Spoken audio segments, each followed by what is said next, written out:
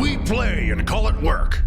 Hey there, folks. Josh and Oh, hi, it's Cullen. here from MiniWarGaming to do this week's Sit and Talk, the show where we sit and we talk. Answer all of your questions to the best of our abilities. So, before we jump into this, next week is Luka. So if you have questions for Luka, leave them on this video. Just put Luka in the comment section and then ask your question, and he will answer it. If not, Force him to. well, he'll answer it with probably a long-winded response, so be prepared. Try to ask him as long. Unless it's something complicated, then he's just... That's true. Quick, yeah. Yeah, just try to leave some complicated questions for him. Some complicated questions. So, starting off, we're going to go into, well, just MiniWarGaming here. Start off with Big Mikey. Oh, hi. Need to get you back up here playing soon, buddy. Josh, when can we expect a new show featuring you drinking scotch, ranting about historical inaccuracies in video games / movies, or berating Cullen about movies he hasn't seen? Heresy Train has no breaks. If somebody comes along and just records my regular weekday after work, Day-to-day interactions? Yeah, pretty much. That's what it would be. I can imagine probably not on the MiniWarGaming channel at any time soon. Unfortunately. Yeah, no. I just have my own terrible channel that nobody watches. Just call it that. The terrible channel nobody watches. I thought it would actually do it when we were talking about when we each had our own show. Mm-hmm. Matt didn't let me do it, but you know the Adam ruins everything. Yeah. We were gonna do Josh ruins everything. Yes. And they wouldn't let me do it. Why not? That would have been great. It was the last thing I can think actually. My wife and I were watching the '90s Western classic Tombstone with Kurt Russell and Okay. Val Kilmer. Yep, definitely a classic I've never seen. And I mean, like, Val Kilmer is the best Doc Holliday ever. He's the bestest.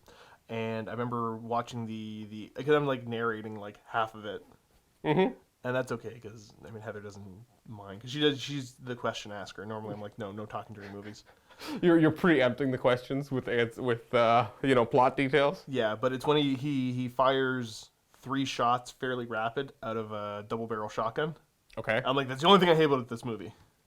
There might be other things that don't bother me, but as much as that, The 3 shots. it's okay. So it was a triple-barreled shotgun, though. They make those. They didn't make them back then, I don't think. Does it literally like 3 side by side? No. This one, I believe the configuration, Kiapa I know makes one. There might be a couple other companies, and I think it's 2 and then 1 on top of the middle. Oh yeah, okay, that makes sense.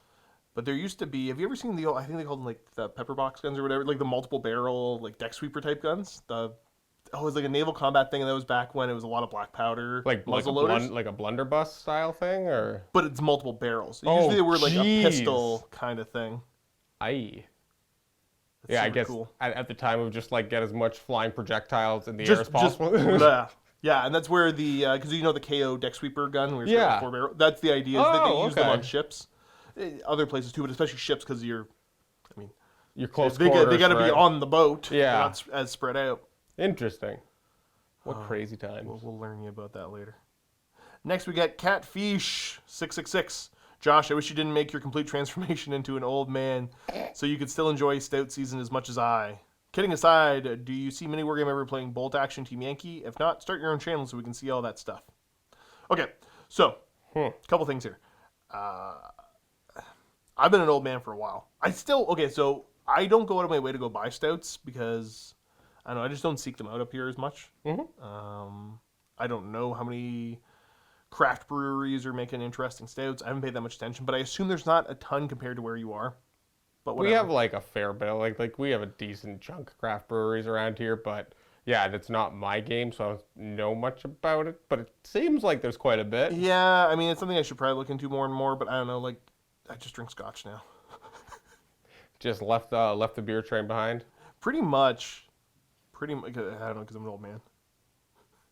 I imagine he sits at like a leather armchair too. So, when Heather used to work at the college, when she was in college, Mm-hmm. I think at that fine dining restaurant there. Okay, yep. She went for culinary school. And at one point, it was in their fancy boardroom dining, it was something. Mm-hmm. They had some super fancy chairs that they were getting rid of. so they just let people take them.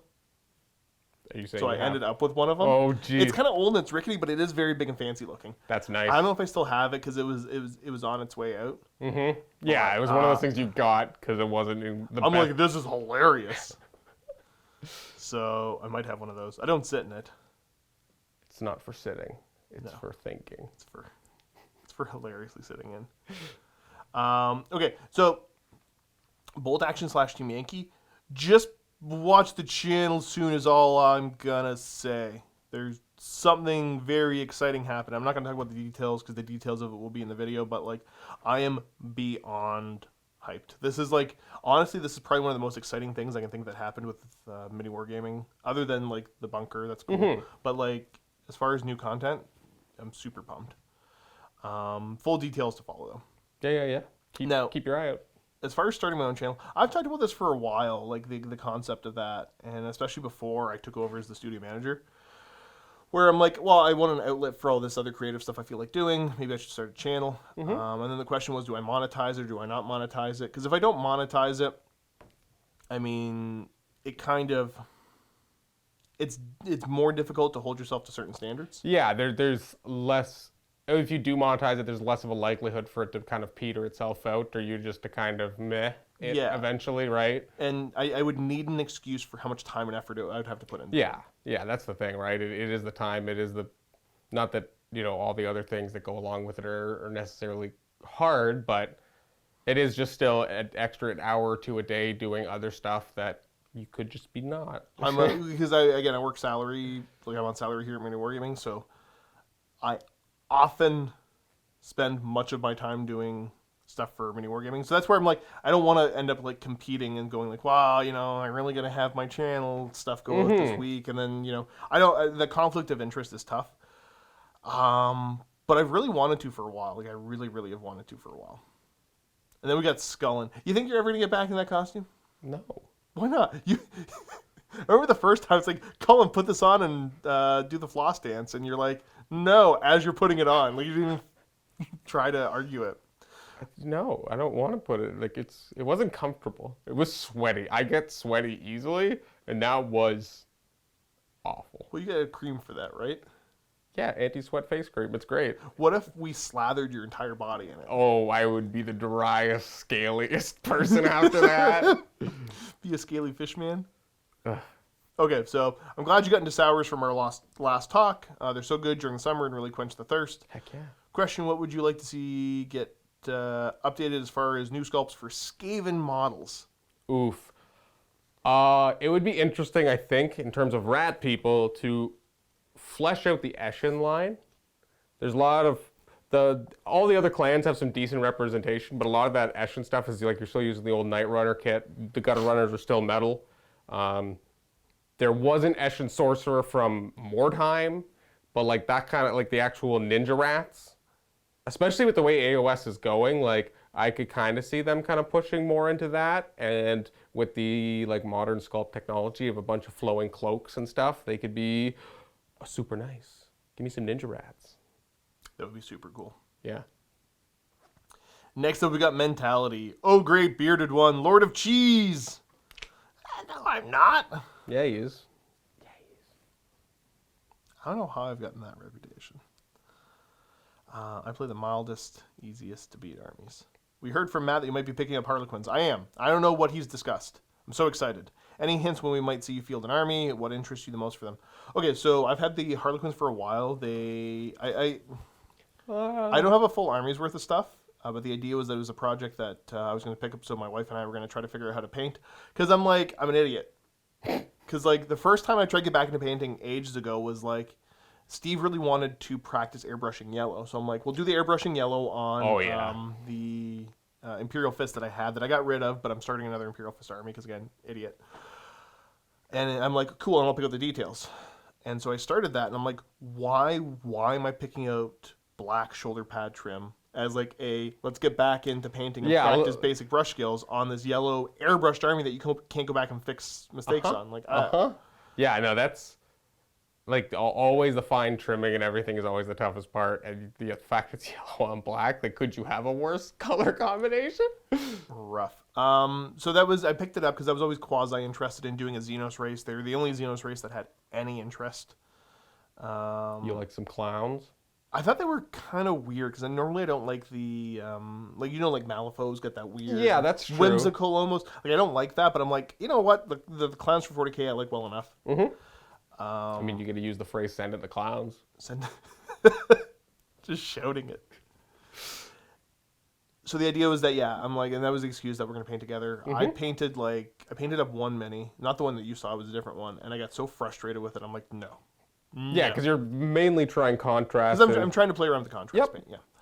But then recently Heather just painted one up, and that was the one that you saw. Okay. And I think there's still there's obviously some highlights and some touch-ups that need to be made, but it turned out pretty well. Yeah, no, it looked totally good, and again, definitely good enough for camera, where the camera kind of makes some of the color decisions pop, and I think the color choices were good. Yeah, I mean, we're pretty set on going Reaper's Mirth. That was the scheme that we both really liked. Mirth, I think. Mirth. Mirth. It's like Reaper's Murph. Mirth. Yeah. Mirtha. I'm Canadian. I can't talk right. So yeah, I thought they were super neat. As far as when you're going to see them, there's an announcement coming for that because we're doing a thing with it. I don't know if Matt spilled the beans on any of that. Oh, okay. Oh wait, I'm wearing whatever. Who cares? I don't know. Did you actually make a whisper? I just was able to read I think I kind of. I was able to read the lips, and that was. I mean, it wasn't complex English, so. So yeah, that's a project, and I mean, I got so frustrated when I painted the first one. I'm like, I'm not doing this. And then they got shelved for a while, and then signed up for this to be like, well, now I guess I'm doing it. Yeah, I find that's the biggest thing for me to get armies done is when there's set dates and things that you kind of have to plan around and know, and I can really get a lot of stuff done. And I worked really hard to get a 2,000 point list of Crimson Fist done, and now I'm kind of like, blah. Things aren't moving as fast as they were then, but I know the second I have something that I need something else for, I can get it done in a couple days. But at least having that first couple hundred points or 1,000 points or whatever with a set date where it's not only held by you, but held by whether your friends or your boss in this case, definitely helps it get done and makes you realize that you just got to sit there and grind. Yeah, it just is the excuse to get it done. So I guess I'll put it out there. Anybody that has Harlequin stuff, if it is unpainted, preferably new on sprue, get in touch because I might want to pick up some stuff, primarily the non-characters. I've got some troops on order, but I can always use more. Their troops are called troop. Yeah, but it's not. It's Troop A. I know. It's just my troops are troops. Right. They're the only troops. I know. So it's kind of what I'm scared of doing is that a box of 6 comes with 2 melt pistols. Okay. And then it comes with, I think, the full 6 of the swords and the Harlequin's Kiss. But the other 2 ones, the Caress and whatever the other one is, it only comes with 2 of each of them.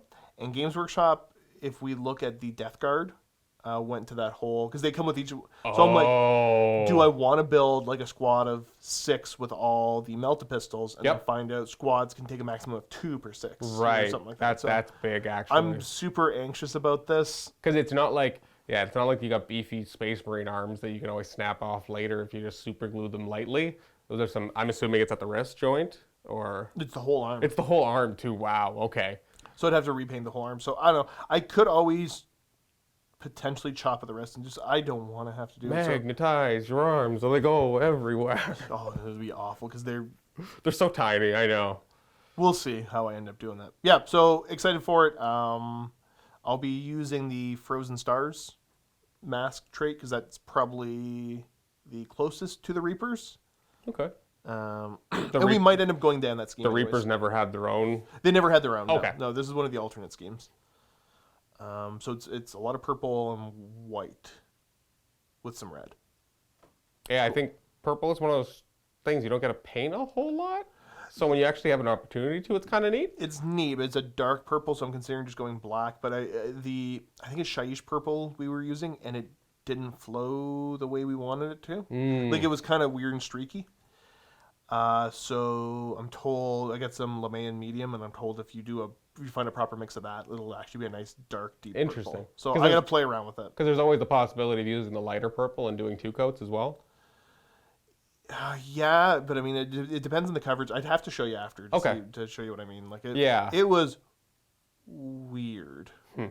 Like, it was. That's the dark purple was almost too light, is what the problem was. So you had to hit it with a second coat, but then like you lost the detail. Yeah, it that's became true. Super dark. So that's the contrast. You got to find like the right color for the right application, I find. But when you do, it's great.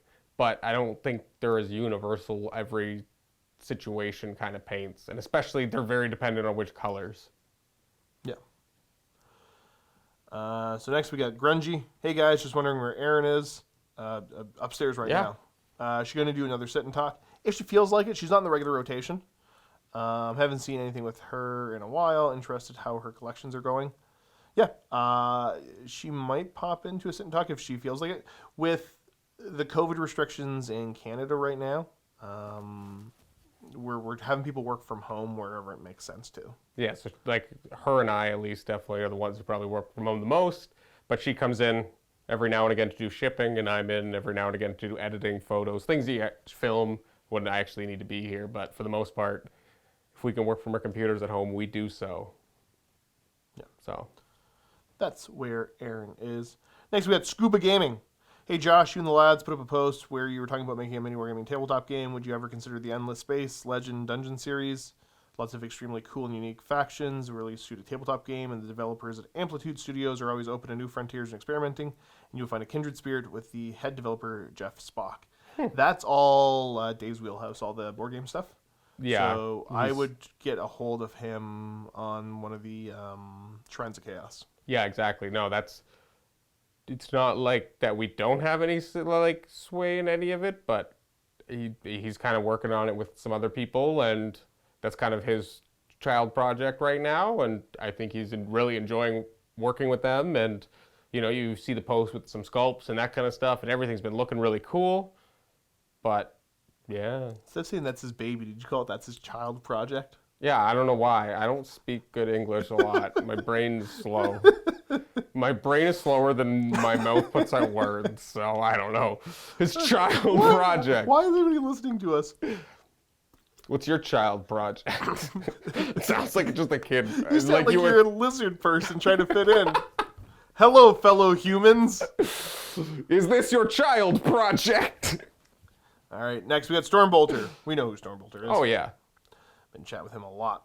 Hey, Josh and Cullen. Hope you're both keeping safe. What do you think is the best looking Horus Heresy model? Is there one you look at and think, wow?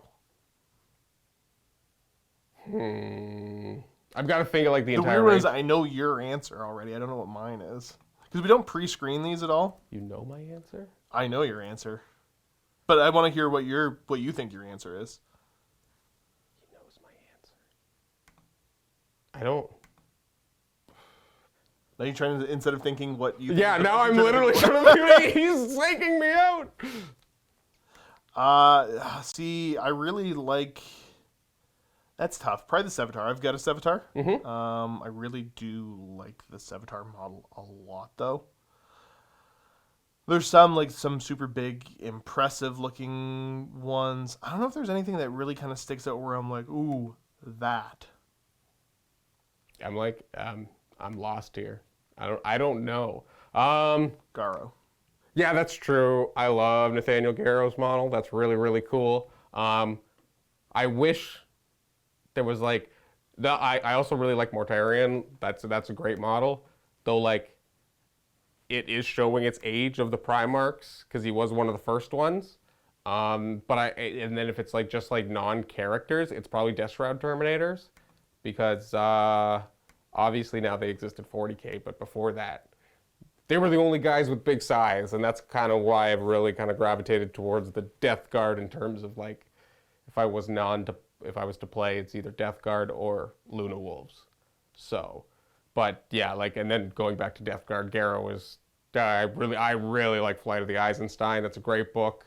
If anybody has any recommendations for any like the actual Garrow novels, and like whether I should start with the first one, I've done very little research on it.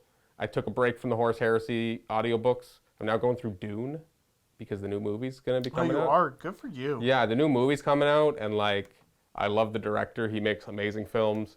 I've heard only good things about the pre-reviews of Dune so far. So I'm like 6 hours into the 22 right now, and it's been really, really cool. Definitely less of a sinking my head underwater than I think the first, like, diving into the heresy books was for the first time. Yeah. That just felt like a lot of stuff was going over my head, where this is much more, I don't even know what that word would be. It's much more tangible for my brain to kind of wrap my mind around. But yeah, that's true. I do really want to get a Garrow. I want to get like the Emperor's Children Dreadnought. Name him Rylanor. That'd be pretty good. Poor Rylanor. Yeah, man. Kroll, that's her name. The commander of the Silent Sisterhood. Which one's that? It's her. Oh, yeah. She's got a cool model. I like a lot of the character models. Yeah, they're so good. They've done a good job. Sevatar, I really like the best, though. His helmet's so cool. And the bear head's really cool, too. I don't think I've seen the bear head. I think mine has the bear head. Oh, yours has the bear? I thought Yeah. yours had the Because helmet. he's got the scar. Oh, yeah. So, yeah. The Forge Roll does a lot of really cool stuff. Yeah, when they're the actual name characters and there's more than just when there's an actual story behind them and you can read about them and then see them and then you're like, oh, that's so cool. It's just very neat. All right, next we got Nova Kyle. Hi, Josh and Cullen. Kyle here. I know my username is dumb. It's Nova Kyle, but with an H. Oh. Khyle. Oh. Wow, that's But not... he spells his name Kyle, just Kyle. So it's not like Yeah. his name's actually Kyle. Well, like, I thought it was Nova with an H at first when you said it with an H. Yeah. Hanova. Okay, anywho, first question is for Josh. Being a fellow custodian player, I found that playing any number of games in succession with this faction is turning dry. I've tried to sprinkle in some Sisters of Silence, but they seem to get blasted off the board before being able to do anything. In the new custodian towns of the Emperor Codex, what would you like to see for the Sisters of Silence? Would you consider adding some into your force? I think that was his only question. Oh, no, there he is. He's back there. Okay. I don't know. The Sisters of Silence, I feel like they kind of need to flesh them out a little bit more. Are we talking 40K, I assume? This is here? 40. With the way, yeah, because he's talking Codex. I assume you're talking 40K. Honestly, in 30K, they're better because they have more options. That's true, actually, yeah. In 40K, they're gonna have an HQ choice. Like, you should be able to play full Sisters and have it be like regular 4-sword chart. Mm-hmm. Okay. I think honestly, and this is the tough thing because there's really cool vehicles in 30K for both factions, but like they can take the Sisters can take rhinos. I'm pretty sure in 40K, which lame. Instead of their weird like hover vehicle thing. Yeah. Right. And then the Custodians have tons of cool options from Forge World. But then they can take Land Raiders, which they can't take in 30K. Like, lame. Give them their actual vehicles. I think that would be the big thing for both forces. The Sisters need to get fully fleshed out. More along the lines of, honestly, like, just go look at what the Towns of the Emperor army list looks like for 30K. Mm-hmm. And then for the Custodians, yeah, in vehicles, like their own unique vehicles.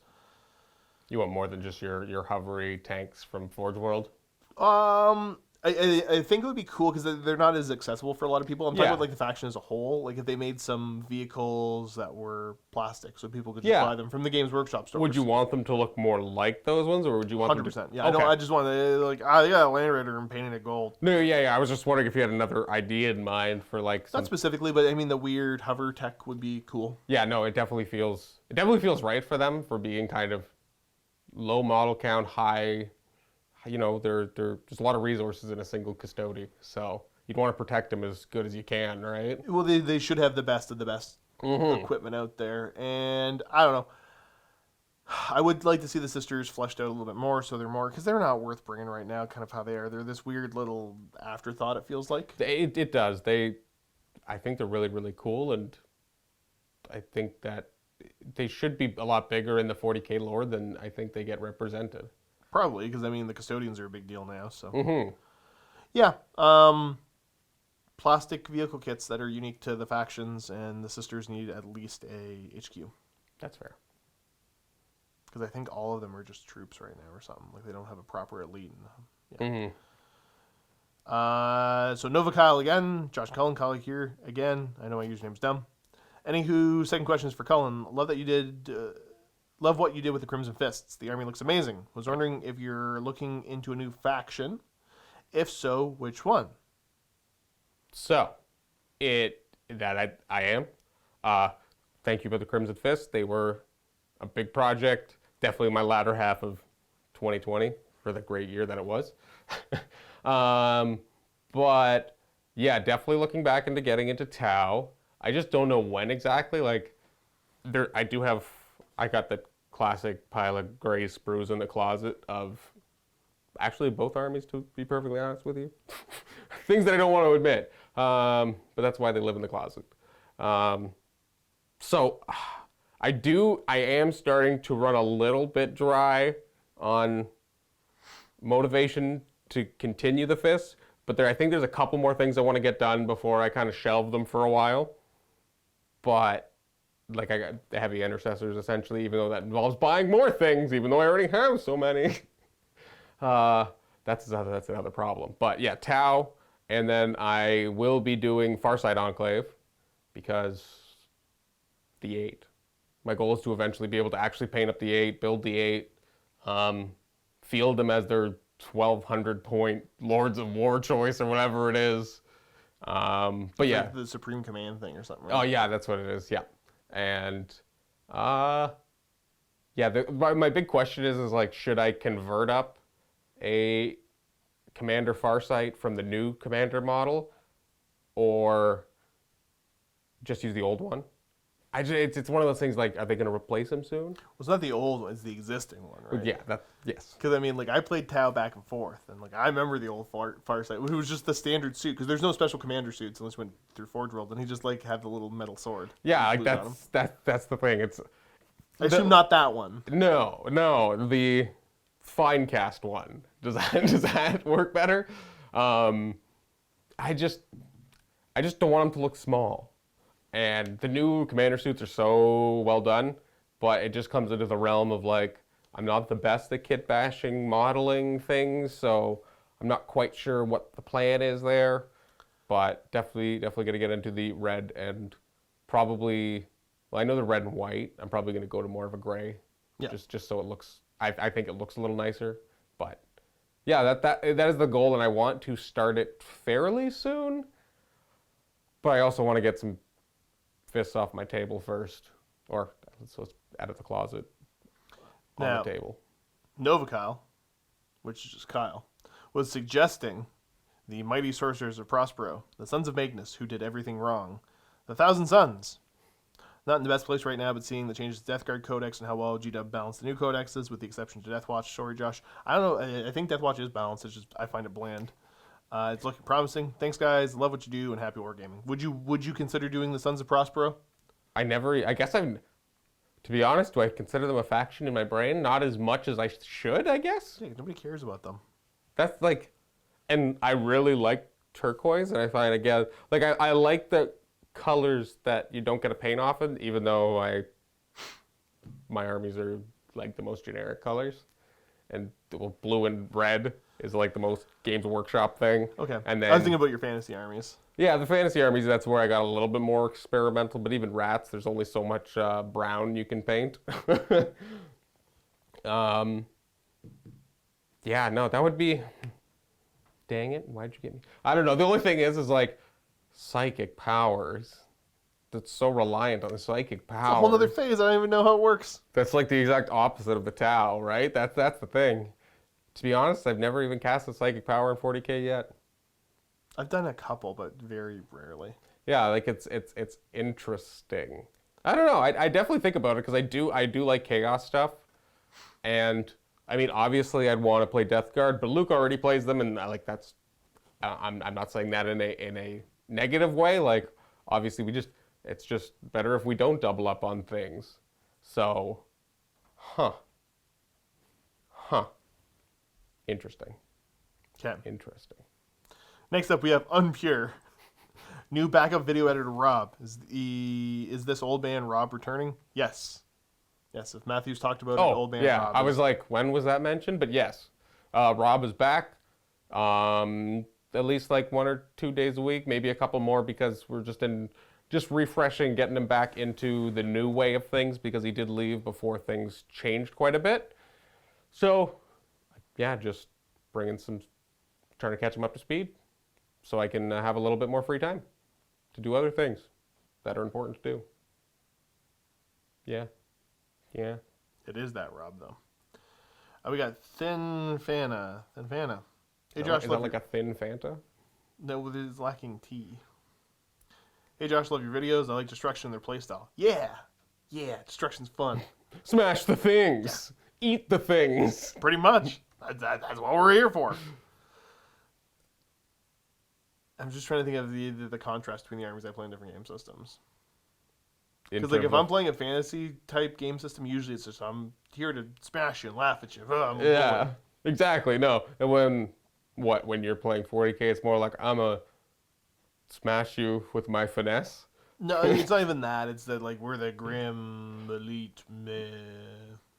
Don't mess with us, right? They're the I think typically the more like disciplined, like, brooding type. And then with the AOS armies, it's like, hey, look what I can do! It's like the giants just run around and smash stuff. That makes sense. Yep. However, I also like the Ideneth, especially the Leviathan model. Why haven't we seen the army for a long time? Will they be shown again anytime soon? Thanks and keep up the great work. Well, I mean, he's a turtle. How could you not like a turtle? Yeah, like I love turtles. Like, also, this is a very topical question because I think you might be seeing a flying turtle sometime soon. Yeah.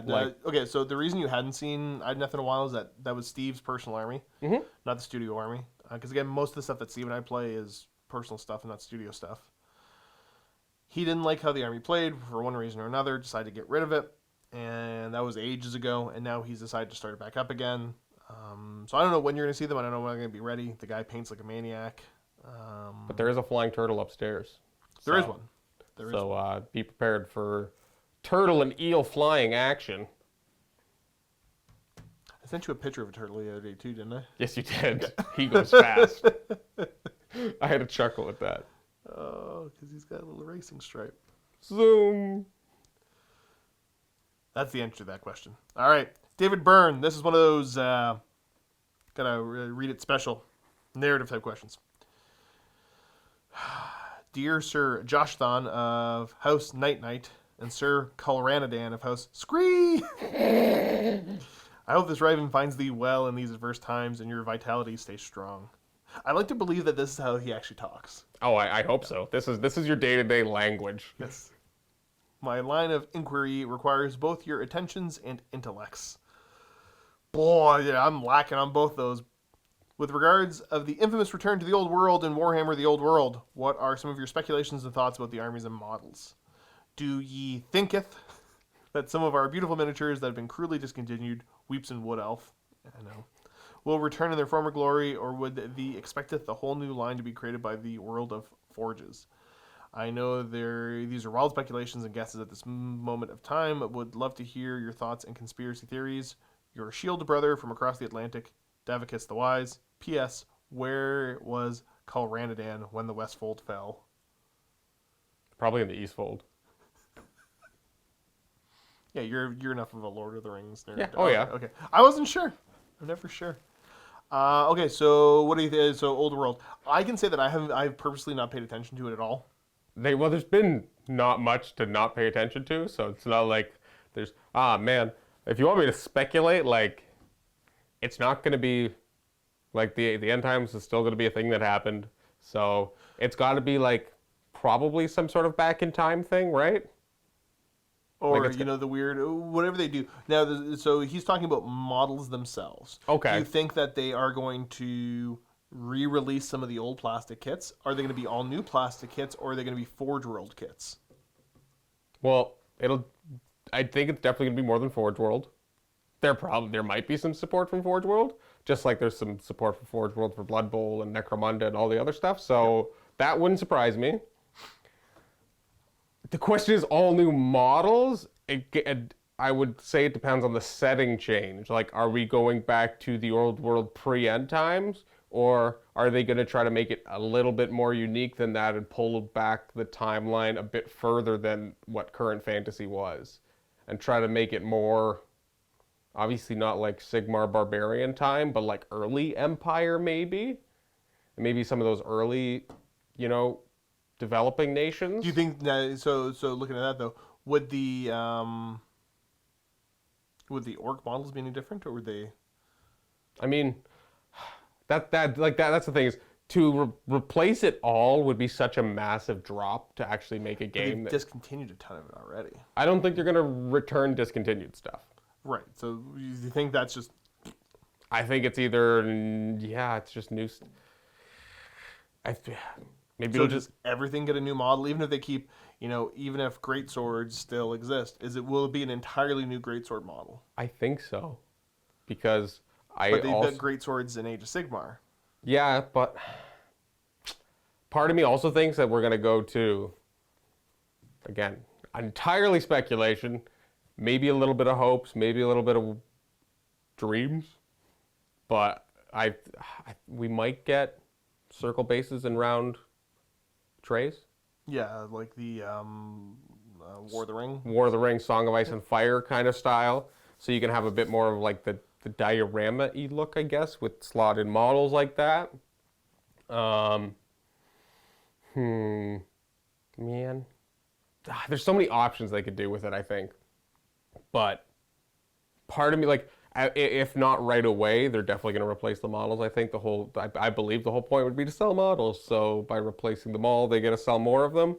But I think that they would have their own unique stuff and not just be transferable from between AOS and 40K. I don't think. Maybe demons would still be the same.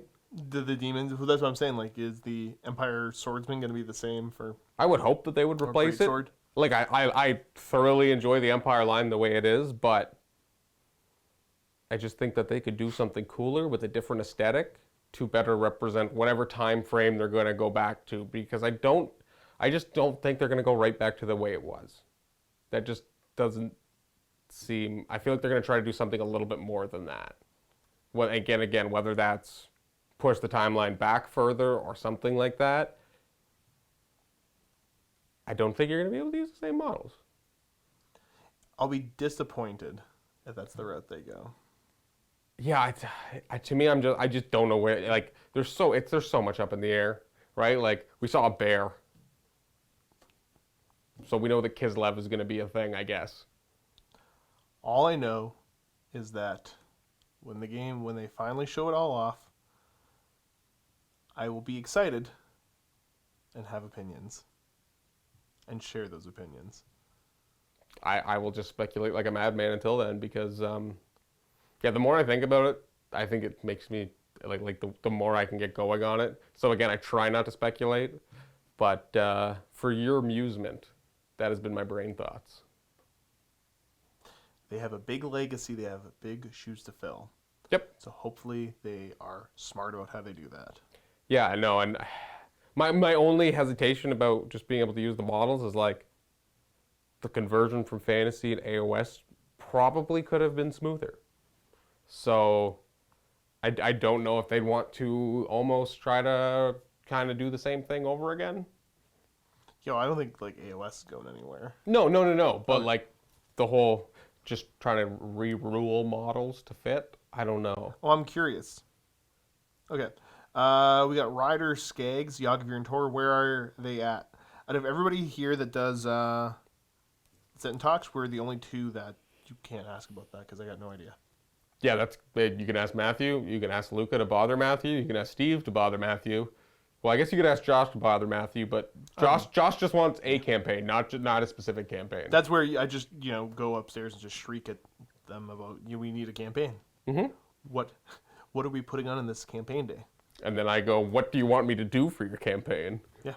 So he's more the get the campaign done, and I'm more like, what do you need for it after it's filmed, after the fact, because that's where our most of our work when it comes to campaigns goes. No. So I haven't heard anything about a Yagavir and Tor, so I don't know where Matt's head is at, but Matt's your best guy to ask about that. All right. Saltai Till I Die, at Josh, and at Cullen. Been in the hobby for about 8 months. I've collected 4 armies so far. That sounds about right. Yup. Salamanders, Tau, Imperial Knights, and now Custodes. You got okay taste. It's not the best, but it's pretty good. That's a decently well-rounded. They're heavy leaning on the Imperium, I will admit. That's why it's good taste. My question is, do you think certain players lean towards more elite armies for personality, psychological reasons? Do you think that people just care about raw strength more? Would love to hear your thoughts on the whole personalities of people that play certain army types. Post MiniWarGaming has been put on Facebook lately. So what do you think? So let's talk about, do you think generally people are drawn to certain things for certain reasons because of personality traits, or? I don't know if it's personality traits necessarily. I don't know. I think we've seen a bunch of different people come in here over the years, and like, I don't think so. At least I don't think so. That's fair. I think that people's play styles are very different, and people with certain play styles gravitate towards certain armies, right? I think that's because I think that if you look at all of us as players in a way that we all like to play the same kind of tactics and the same kind of things across all of our armies, to some degree, of course, or at least we like maintain certain aspects about the play style that still rolls or rings true throughout the games we play. I think. That's fair. What are your thoughts? There's definitely some people that gravitate towards the power game stuff, and as far as like people leaning towards more elite armies, that doesn't necessarily mean that they're the stronger ones. Mm-hmm. I look at pretty much all my armies, and the majority of the time it's okay, I want to start a new army. What models do I think look cool? What do I like the lore of? Can I get it cheap? I was going to say, I think the elite armies more has to do with the price, to be honest.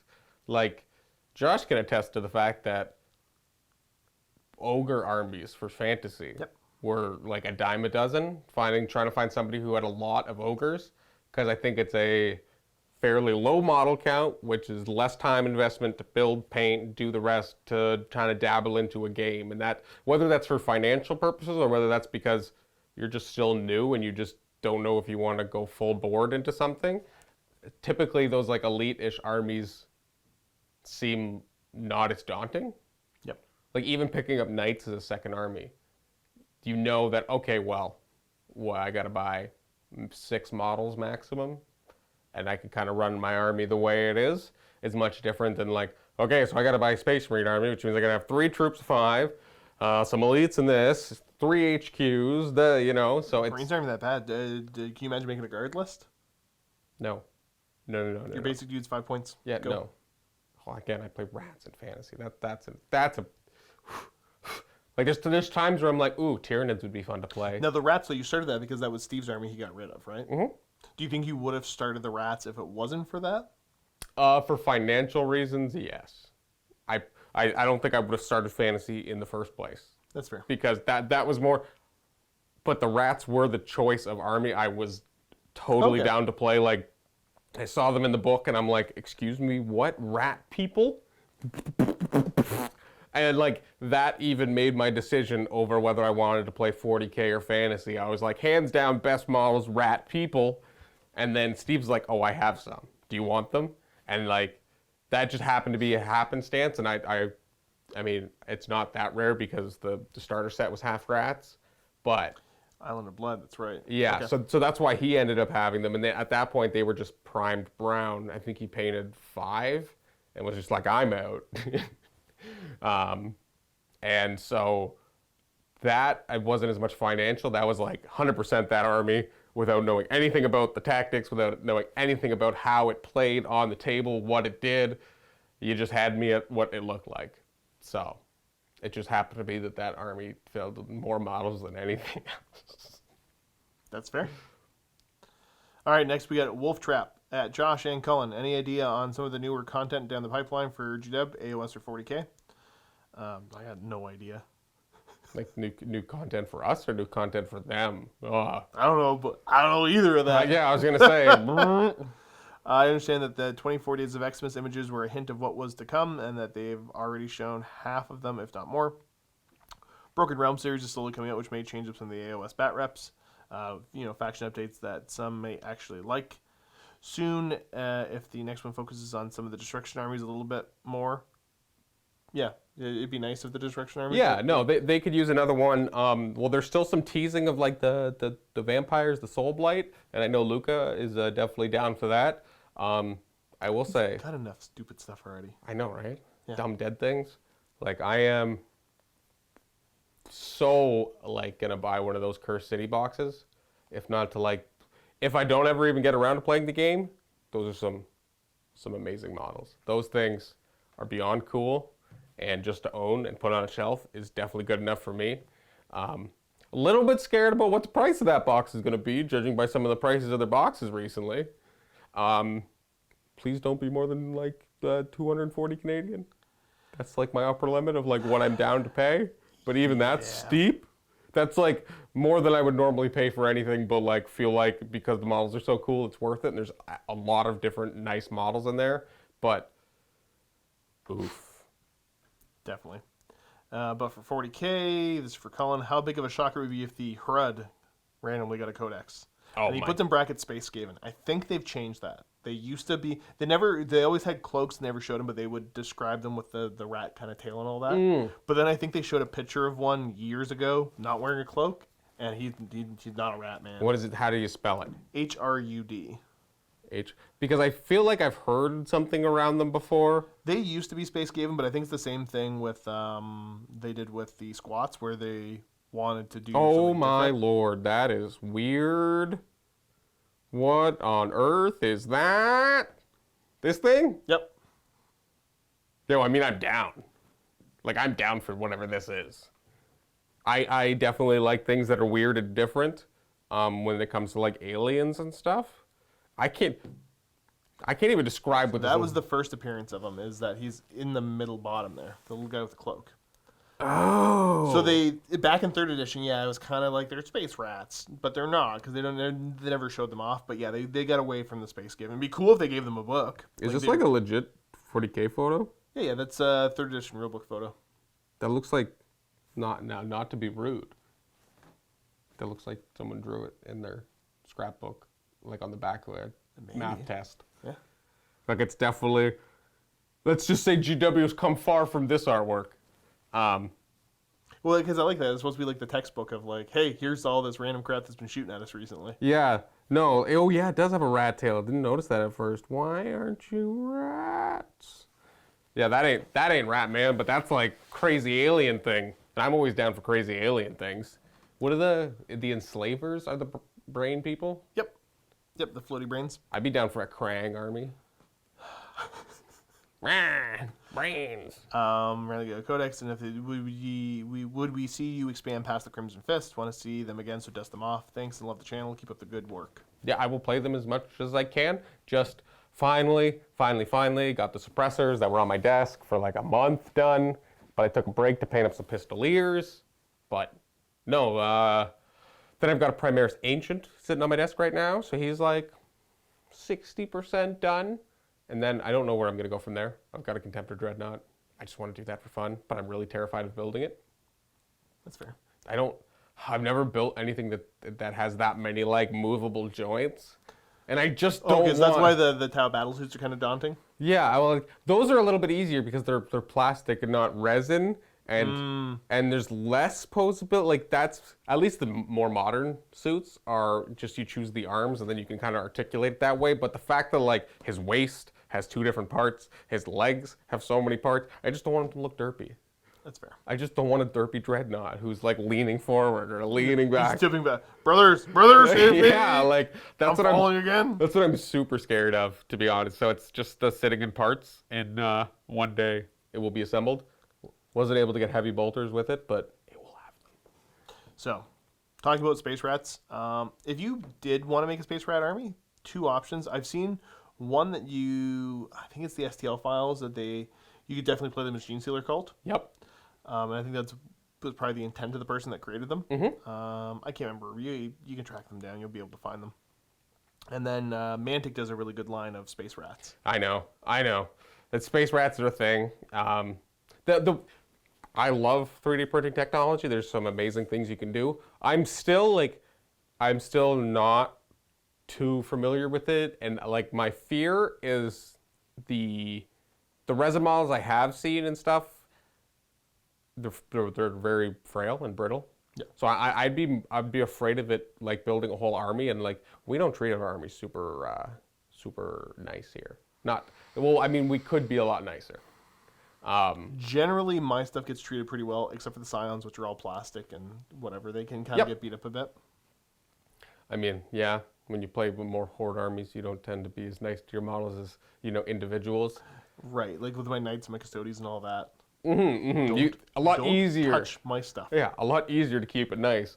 But when you have to like remove handfuls of stuff at a time, which again, because of gene stealers, it would be a more larger troop choice, lots of big units. So like, I don't know, maybe there's more people who've had experience with this, but yeah, my fear would just be the brittleness of resin 3D printed models on that massive a scale. Yep, that's fair. But dang, do I like 3D printing technology.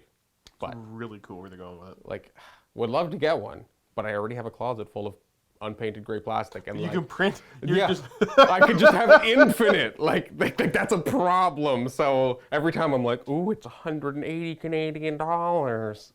That's not bad. Right. You're like, stop. You get like 8 of them running.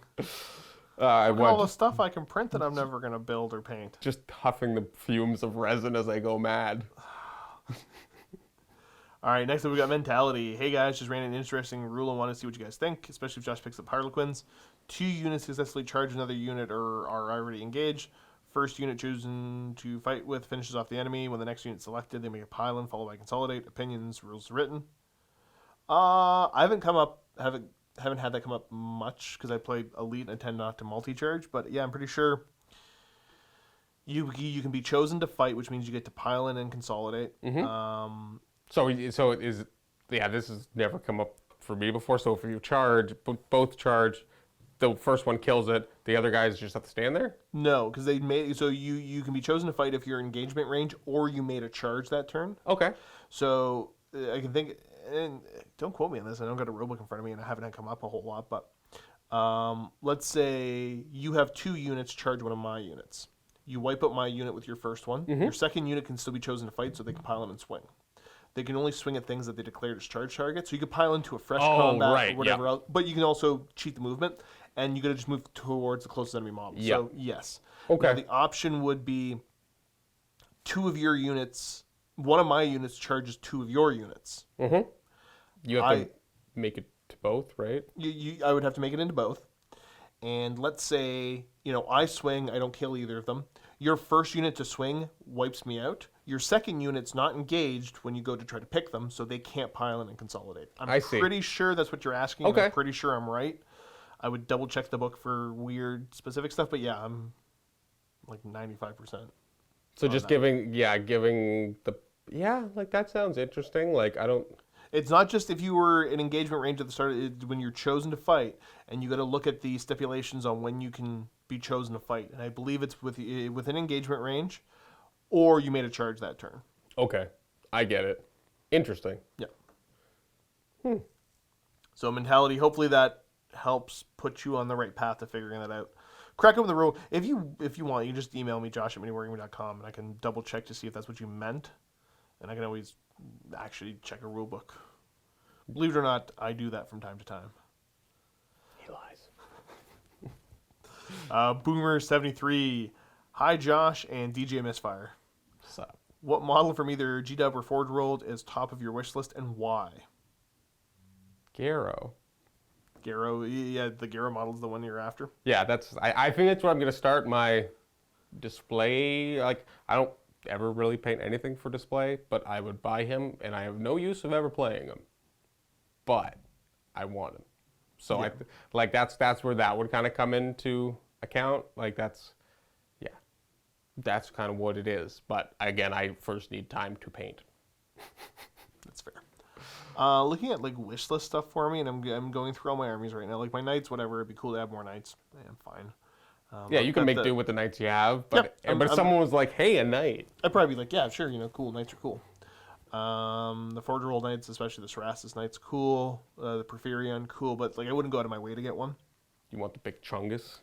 He's cool, but the Guard, whatever. Like I got to see what GW does with their book. Yep. I'm just kind of waiting on that. Death Watch, I'm just depressed with how bland they feel now, which I shouldn't, but I do. My Scions, I love where my Scions are at, so I don't really think anything there. Oh, I mean, like, I got my Wood Elves, and I'm fairly happy with that now. Yep. There's That's a couple the thing. things I can sprinkle in here and there. The Ogres, again, I'm fairly happy with where the Ogres are at. I actually, I wouldn't mind, like, Rhinox Riders would be cool, but, like, I'm never going to find Rhinox Riders. Right. So, depressed. So, probably it'd be, so 30K. I got some fists that eventually got to get worked on more. They're pretty much built now. The Night Lords, whatever. Like, the Night Lords, there's no single thing I can think of. Probably Custodians, and it'd probably be the Ares gunship. If I could just be like, bam, be one of these. Because, like, realistically, like, I'd rather have a Titan, but, like, I don't have the time or resources to put together an Ares gunship right now and get somebody to paint it up. But I especially don't have the time and resources to have somebody do a Warlord Titan. Yeah, no, that's... So, and the thing is, like, the Titans, like, even if I get a Reaver or whatever else, like, I'm never going to use them in-game. Yep. So, looking at the point cost of the Ares gunship, I could see myself bringing that semi-regularly. Yeah, it actually could see table play where a knight is just like, you kind of have to do something very... Or the Titan is... The Titans, yeah. Yeah, you're either playing Apocalypse or some other weird thing so you can actually bring it, right? Right. Yeah. So, yeah, realistically, like, for a piece that I'd actually use and play with would probably be the Ares gunship. And then, and this is, like, wish list craziness, not something I intend to get anytime soon. But as far as, like, just something to be like, hey, look at that. It'd probably be the Reaver Titan. I like the Warlord, but the Reaver, I like more. Yep. I guess if I was to add to it, Josh went over all of its armies. Empire, again, we're going to go to the boat thing. Right. I don't even, obviously they don't sell them, they don't make them. I don't think it has, there might be rules somewhere for it in the current edition, but like, give me that boat on wheels. And then for rats, the wolf rats, which do they still even make those? They might still even make those. I have no idea. I'm not sure, just because. The land ship, that's what it was. Yeah. Okay. It's like a boat that drives. I've never seen one in person. No, I've never seen one in person. I have no idea. It would probably be some sort of crazy, insane price because they're so rare. But, like, it was because it's a real model, right? Like, it's not just I'm kit pretty bash sure, kind of thing. Yeah, So yeah. it was an actual model at some point, I think. Yeah, that's a thing. That would be nice, but again, and same with Josh, like there's not a lot of stuff that I paint that isn't playable, but, so that kind of like, and heavy intercessors, just like, come on, where are they at? Any day now, please. Just buy that really expensive box. Yo, I was down until I saw that price. Like, I was totally prepared to buy that, and then it's just like, excuse me, what? If they included some decent terrain in it, I know this has probably been beaten to death, but like, yeah. Come on, why you just gotta give me some doors? It's a lot of stuff in there, and it's the fact that it's just put the kit out. Like, you guys have the kits, just put the kit out. Like, they had to have known they were gonna catch flack for this. Yeah, no, again, like I was totally down to buy both. Like, I do have a bunch of Necron stuff from the other half of Indomitus and that kind of stuff, so like, I wouldn't mind just having it sit there for now. And when I maybe get around to doing something, maybe do that. But this... Like, and the thing is, I'm not a kill team guy, so I don't even know if it's a good value for kill team. Because the fact that it's 5 intercessors, sorry, 5 heavy intercessors and a Space Marine captain versus 5 flayed ones and a chronomancer. It seems ridiculous. I'm like, I can't assume that that's balanced at all. But no. Whatever, but... just put it out. Yeah, no, it's like you put it out, I will buy 2 as soon as I can, and then I'll buy 2 more, and then I might buy 2 more after that eventually. But like, I get more frustrated. I'm at the point like I was super excited for them for Death Watch, but I'm like, I don't even know if I'm gonna bother anymore. Like, I just get kind of like, no. I just want a big Chungus list. It's cool, but I'm like, Travis boys. I'm just gonna buy more. Try to find more out of print wood elves. Whatever. That'll be its own headache for you. People have been very helpful, but it has been, yeah. Also for Cullen, what is the secret to his miscasts? Which I assume is misfires. Practice and technique, or just bad luck? Bro. Okay. Okay. Spoiler. Spoiler. Cullen played a game of Warhammer Fantasy the other day where he didn't get a single misfire. That is accurate. I will not go into any further details of it, but that did happen. Not a single misfire. It was glorious. It did feel good not to just be randomly playing 1,880 points against like a 2,000 point list. I will say that because that's how it feels. First turn, things blow up, and you're like, great. Let's just have everything else die then, won't we? Okay. But yeah, I'm trying to keep a good pace for this, but like I feel like we're not rambling, and it's still going to take forever. These are supposed to be an hour. what time is it now? I don't know. Probably more than an hour in. Okay, next up we got Metal Michael. Hello, Josh. Why are you so good at playing ogres in Warhammer Fantasy? Or is the faction just that good? Both? I am the ogre omnissiah.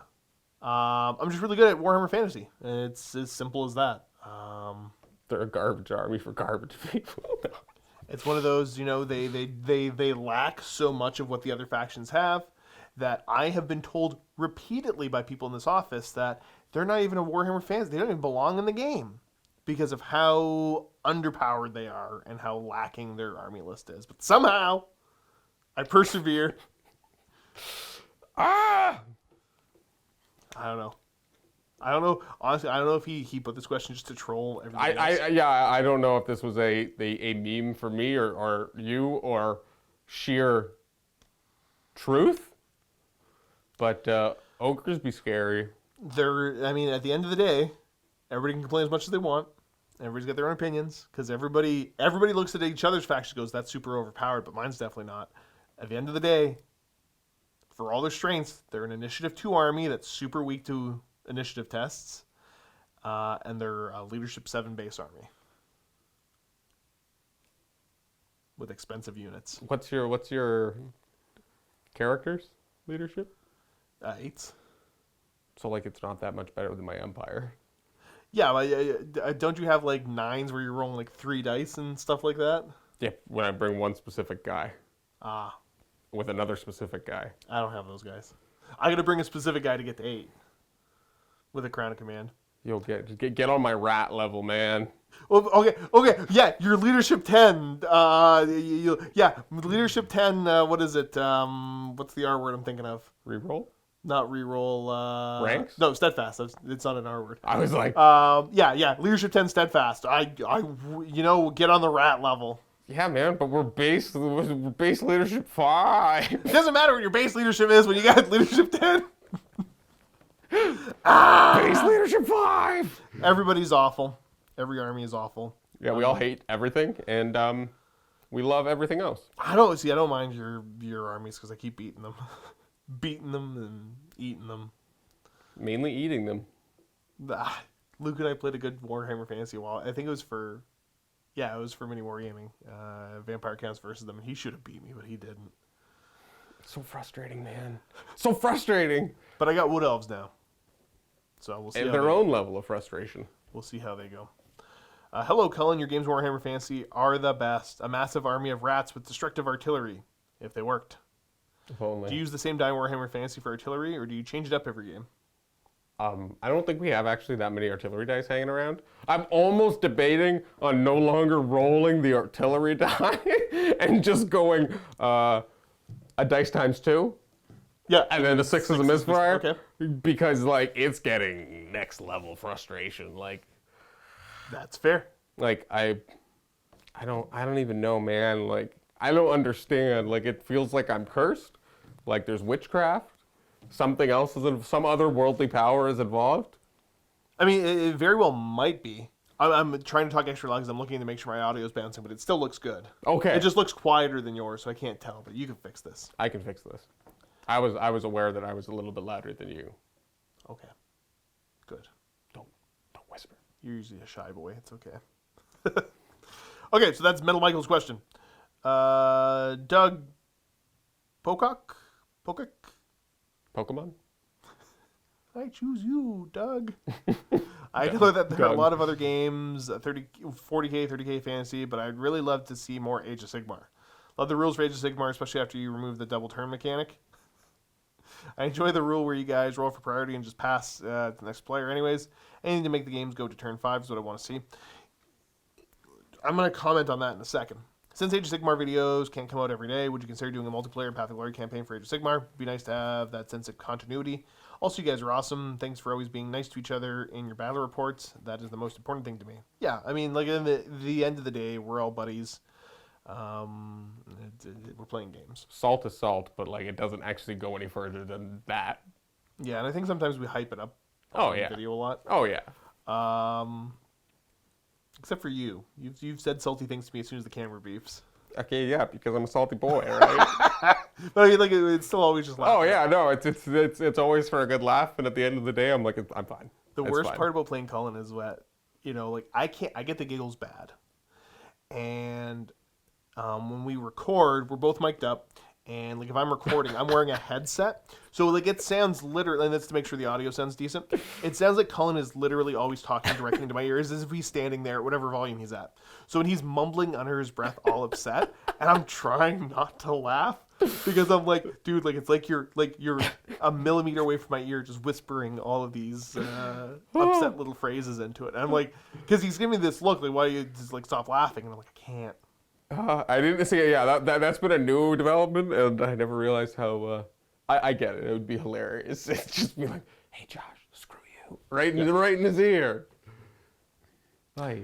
And then the other one too is if you ever wander off, like Cullen couldn't hear me, but since if he doesn't mute his mic, he's talking to my ear, so I just it's hilarious. The first time I had to be mic'd up for a battle report like this, I totally forgot to mute my microphone when I went pee. So Dave heard me pee. That was great. He may or may have not been filming when that clip was rolling. That's fair. So Age of Sigmar. I'll give you my talking point on it. From a game perspective, and I know you didn't really ask specifically, but you brought it up. The initiative mechanic, I don't love the initiative mechanic, but again, good that GW's trying something other than the I go, you go, because like it's boring. And I mean, they've tried it in one of their flagship game systems. It could be a pain when filming content. So the fact that we've decided that we're going to decide to play it differently makes sense for now for certain matchups and the content we're doing. I don't think it's ever been, because I don't know who's talked about it or who said what. I don't think it's ever like a steadfast, like, hey, we're never going to do this again. Meh. Just for the time being, yeah, we're going to try to play without it and see how it goes and see how the audience reacts. And honestly, ironically, there's vocal minorities on both sides. Mm-hmm. But what doesn't lie is the numbers, especially for people signing up for the Vault to watch extra content, and that's what people that are there watching the Vault game.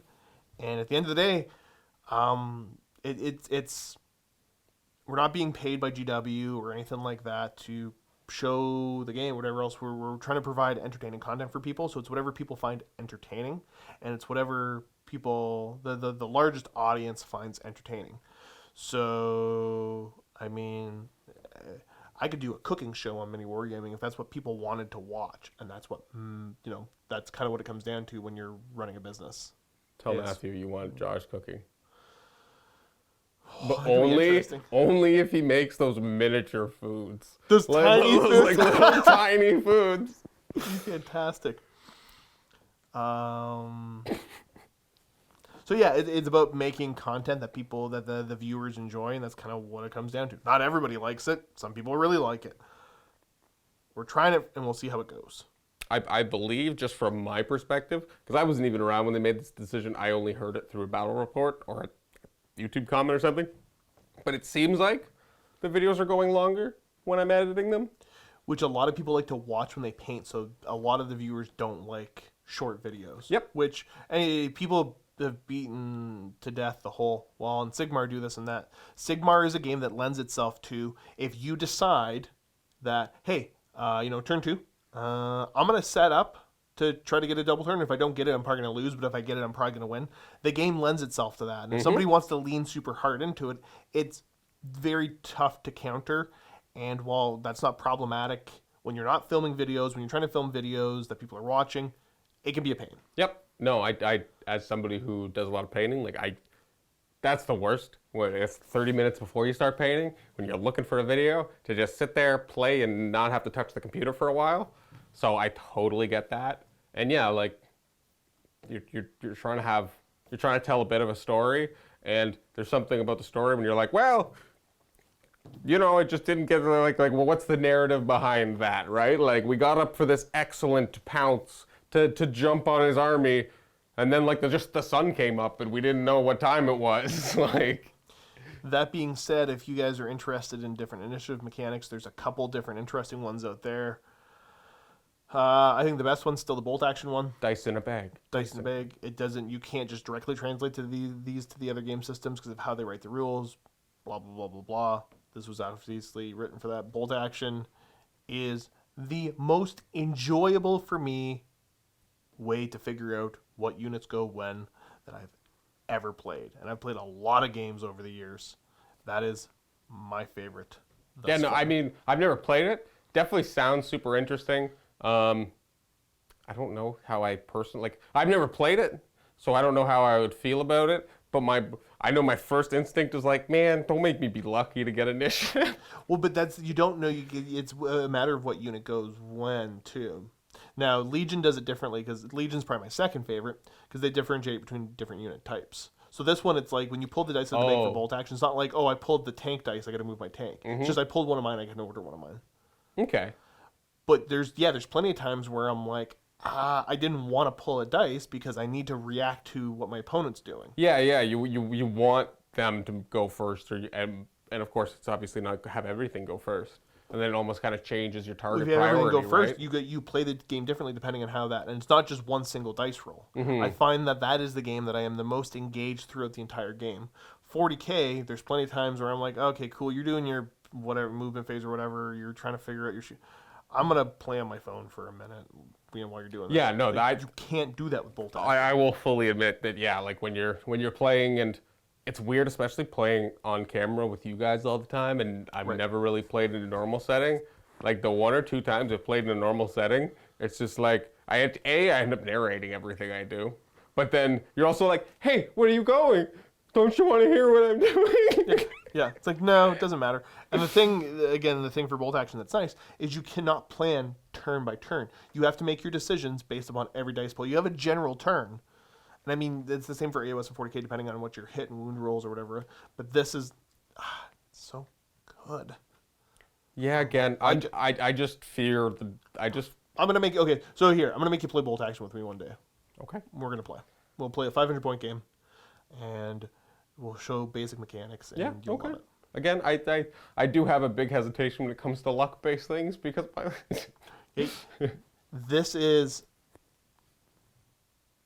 it tells a more interesting story as you play. But yeah, no, I definitely can see that for sure.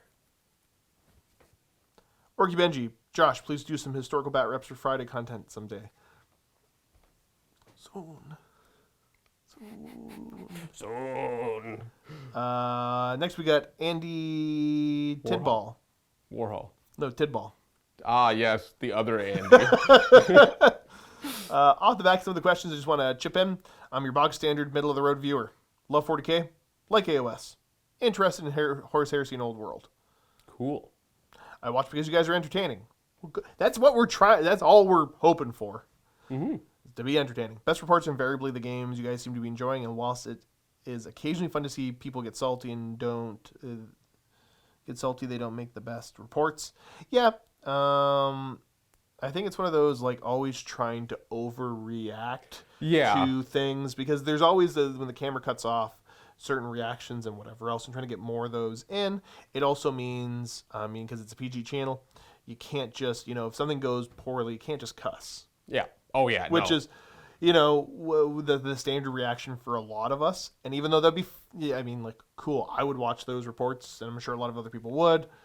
Not what we're trying to put out, because again, we No. want this to be something that people can watch with anybody. And definitely the YouTube algorithm. That I mean, that's never been a factor of our channel for why we do that, but it definitely has kind of given us a little barrier to that kind of stuff, because that's been a fickle mistress in the past little bit for those people who rely on it. Yeah. But yeah, no, that's totally fair. Like, you definitely want to, if you're spending your time and you want to see people have fun, we always try our best. And sometimes you just don't roll dice bad, and yet I think everyone's been there. Sometimes you just get bummed out, and like I can know that a lot of times the frustration for me is when the game doesn't, when I think it's making bad a video that people won't enjoy. That's when I get frustrated. But Yeah. again, you got to pull back, and that's where, you know, it's like, am I gonna be kind of, do I try to be funny, salty to make this entertaining, because like the game's just not going my way. No, right? That's the thing, is how do you lean into the I don't even know what to call it, the bad dice, the possible bad decisions, whatever, like how do you lean into the losing state? Right. And certain people lean into it better than others, or at least better in one's opinion than others. Some people like the salt, like that's... Some people are entertained by it because it's funny. I think everybody here has their own way of handling it and dealing with it. And I think everybody probably thinks that their way is best. Oh yeah, I would assume so. I usually just start talking smack and then trying to, you know, like, cool, this is, there's no way I can win this game, but I'm going to declare myself the winner if I can do this. Yeah. I usually have a breaking point of, I can be salty, and then something just happens where I'm like, nah, I'm just done. This is how it is. Yeah, and I'm finished. Like, this is, whatever happens. Love playing RPG, but don't find the RPG sessions as entertaining to watch as the fun in RPGs. Yeah, it's cool. He's saying that he enjoys playing RPG stuff, but he doesn't like enjoying RPGs as much as he enjoys playing. Okay. Yep. No, that's totally understandable. It's like baseball. Baseball's kind of fun to play. Who watches baseball? On the fact that there's no set time limit. Like, I understand that most games like that could go into overtime or whatever, but like baseball could just literally never end. It's so boring. So typically being engaged and affecting the story. Yeah, the creativity's still there. Hungry Nexus has been great and as good as any of the narrative campaigns have ever been. You've gotten me through lockdown and helped me get painting again. Sweet. You're great. And how to get my wife to play? Please help me. I think that's a tough avenue to go up depending on the person. But I think at some point you need to understand what kind of games they like. And sometimes these games just aren't for certain people. Yeah. Well, I think like if you want to get, if the end, you got to realize, so if you want your wife to play or anybody else to play, that's the end goal. How do you get them interested and wanting to play? So you got to ask yourself, how do you get your wife to want to play this game? So, I mean, I know Heather has little interest in playing the games and all that, but to be interested and engaged, I'm like, let's just paint together. You know, we're no TV, no distractions. Yep. Let's just spend some time together. You know, pour a glass of wine, Chill, nice little right? glass of scotch, and let's just hang out and try to paint some stuff. And that might eventually translate into her wanting to have her own collection, which might eventually translate into her wanting to learn the rules and play the game. Who knows? If you're trying to get anybody else interested in it, figure out what aspect of the hobby they're interested in, and see where that leads. Don't try to push them down a specific path of enjoying the hobby the way that you enjoy. It's cool if they do, but find how they're going to enjoy the hobby. Because honestly, this is one of those hobbies that I think almost anybody could enjoy. There's aspects 100%. It's such a vast hobby with, especially once you consider like a couple different game systems into it. Like there's a lot of things there for everybody, and I know, I'm hoping that even if the girlfriend doesn't have any interest in the games, that maybe something like the Warhammer Quest will work. Sure. There's a lot of options. Now, you might run into funny situations. Like, my wife and I... Okay, so we celebrated our... Oh, I better get it right. 16th anniversary the other day. Dang. Yeah. That's impressive. But we've always done, like, finances separately. Like, there's things that we both take turns paying or whatever, but there's not a shared bank account. So if I want to do something, I just go do it. And the same with her money, whatever. And it's worked for us, but I know a lot of people don't do that. I remember I was the Forge World Aquilon Terminators. Ha ha ha. She was helping me scrub them a little bit, and this is when she was just very Rudimentary. She was getting into building stuff basically, and she was helping me scrub them. She's like, "This is awful." She's like, "What?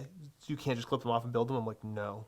And going through and talking about you be careful with the resin when we're doing the filing and all that, because obviously you can't breathe it.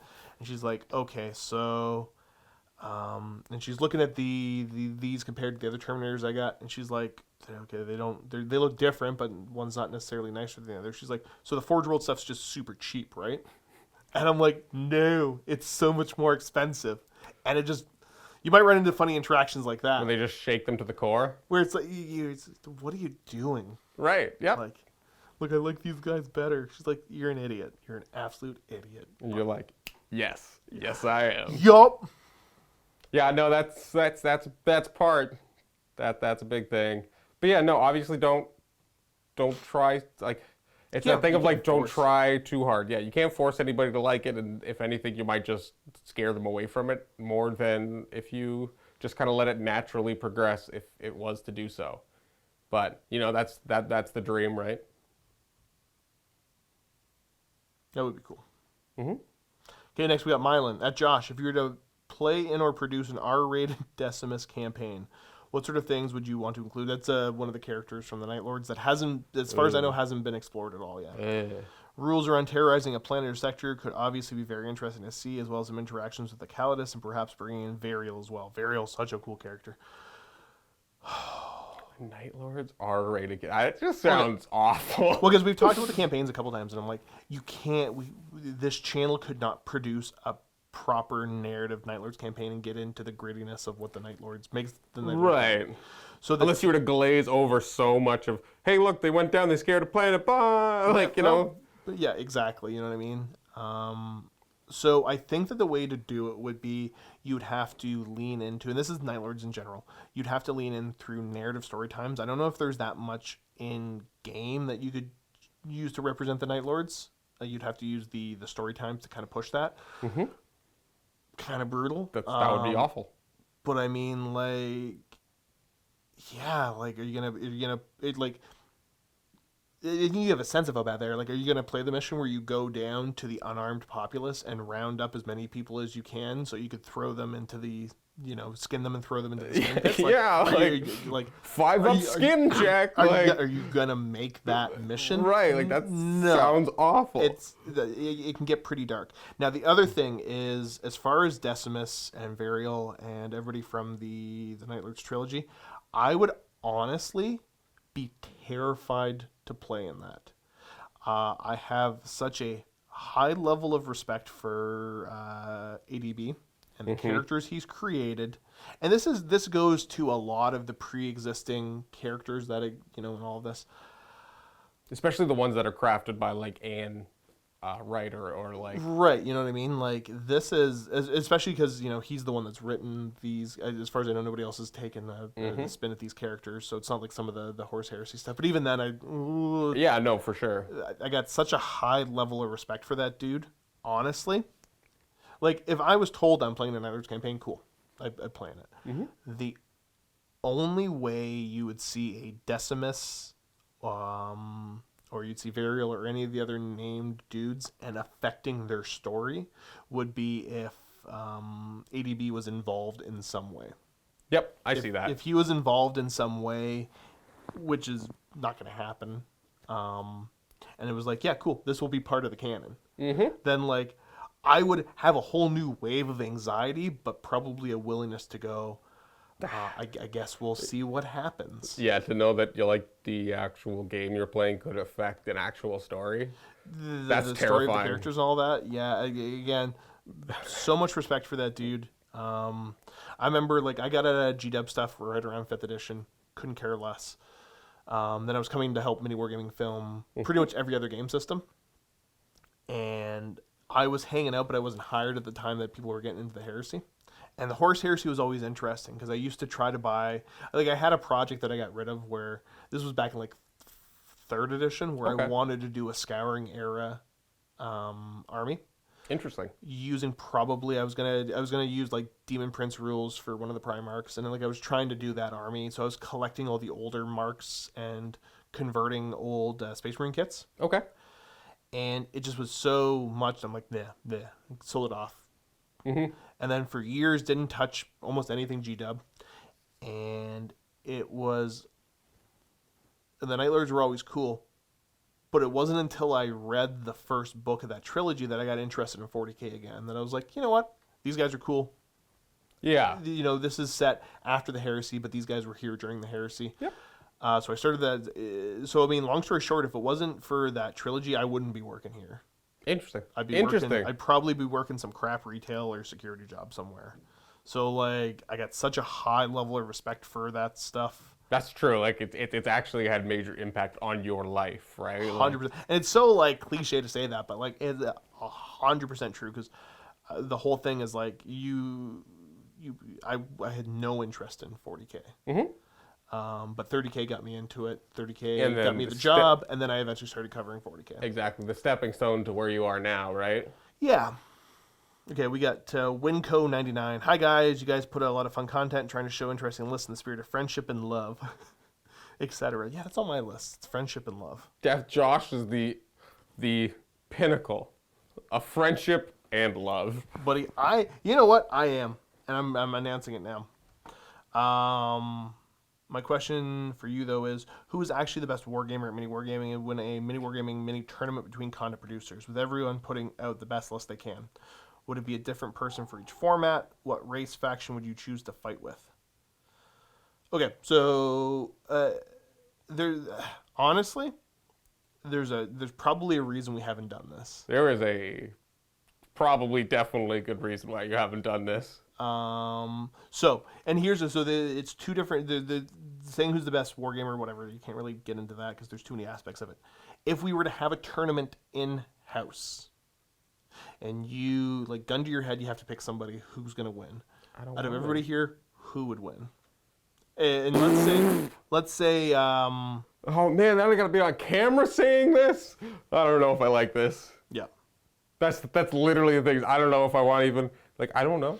I think it depends on the day. I think it depends on whose armies came out recently. I think right now. Right now?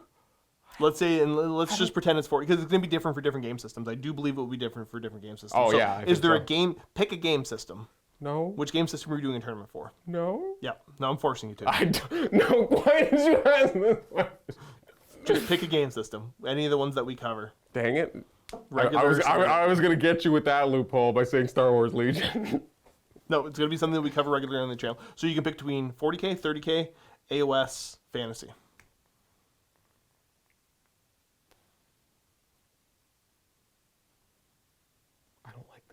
And it's using the armies that we have in house, that we own currently. Not you can go buy whatever you want to make a new list with. Okay, well, just because I know it the most, and it's good. I will choose fantasy because I can speak on what we have, who has what knowledge, and I would say would be Steven as High Elves. Probably Steven as High Elves, yeah. For fantasy, that makes sense. Because I don't think he's got the most rounded collection. He could bring the best magic items with High Elves. He's the most experienced with those elves. Now, if let's say it's a Warhammer Fantasy tournament that we're all going to play at, we're not just playing each other, does that change at all? Is there somebody, let's say we're going to some big event somewhere, there's 100 players. I would think so because, there's other people there, but, and the more games you play, I think the more chance for variance. Yeah, but I'm saying, like, who would Steve still have the best chance out of everybody here to win that tournament? Compared to just the MiniWarGaming tournament. I know at least, like, for me personally, going to a tournament, which I almost did until Adepticon got canceled. Yep. I was not bringing, like, I would have a massive fear of being that guy, and I wouldn't bring a suboptimal list, but I wouldn't bring a 10. I wouldn't bring a 10 to a tournament, like, especially that tournament wasn't a face stompy, super competitive thing, and that way I have zero plans of trying to bring the most powerful thing possible, because I don't want to be that guy. I don't think that's. I mean, this was literally a for fun campaign, or tournament. So that's its own thing. I don't like answering this question. I'm just trying to talk my way out of it, guys. I can tell. Okay. I can't speak to myself. Somebody else would have to speak to my own capabilities. If I had to analyze everybody here, wouldn't put it on Matt or Dave because neither of them are very cutthroat competitive, keep up with the meta. Correct. Now, if it was a MiniWarGaming tournament, no matter what game system, I probably, and this is not including myself because I don't know, I can't think about that realistically. Steve probably wins the MiniWarGaming one because Steve, it's like poker. He knows the games well enough, but he also knows all of us and he knows how to play against us. Yep. He's very good at that. Because honestly, yeah, Steve wouldn't build the best list. In his mind, it wouldn't be like, what will I bring? It's what is everyone else going to bring, and what do I need to bring to beat everyone Knowing else? everybody else's factions, collections, and playstyles, I would pick him to win. If this was just a tournament somewhere, I think Luka's the best, most well-rounded of the bunch. I think so. I think he's the most that he could beat strangers better than Steve could beat strangers, I think. 100%. Yeah, I think Luka has he's played in tournaments, but like I don't think a lot of us have played in too many tournaments really. That's never really been our thing anyway. But Luka has. He's had the traditional game store experience, which I know like at least Steve and I have never had. I think Matt. And he's had a bigger friend group of people. Yeah, and he does play like tabletop simulator and those kind of things. Plays after work, and I think is rolling dice the most out of any of us on a regular basis. Yep. So yeah, I'm curious to see how it would go, but at the same point, I don't think it helps anybody here. Let's just say that. Okay, so so the other question would be race faction you choose to fight with.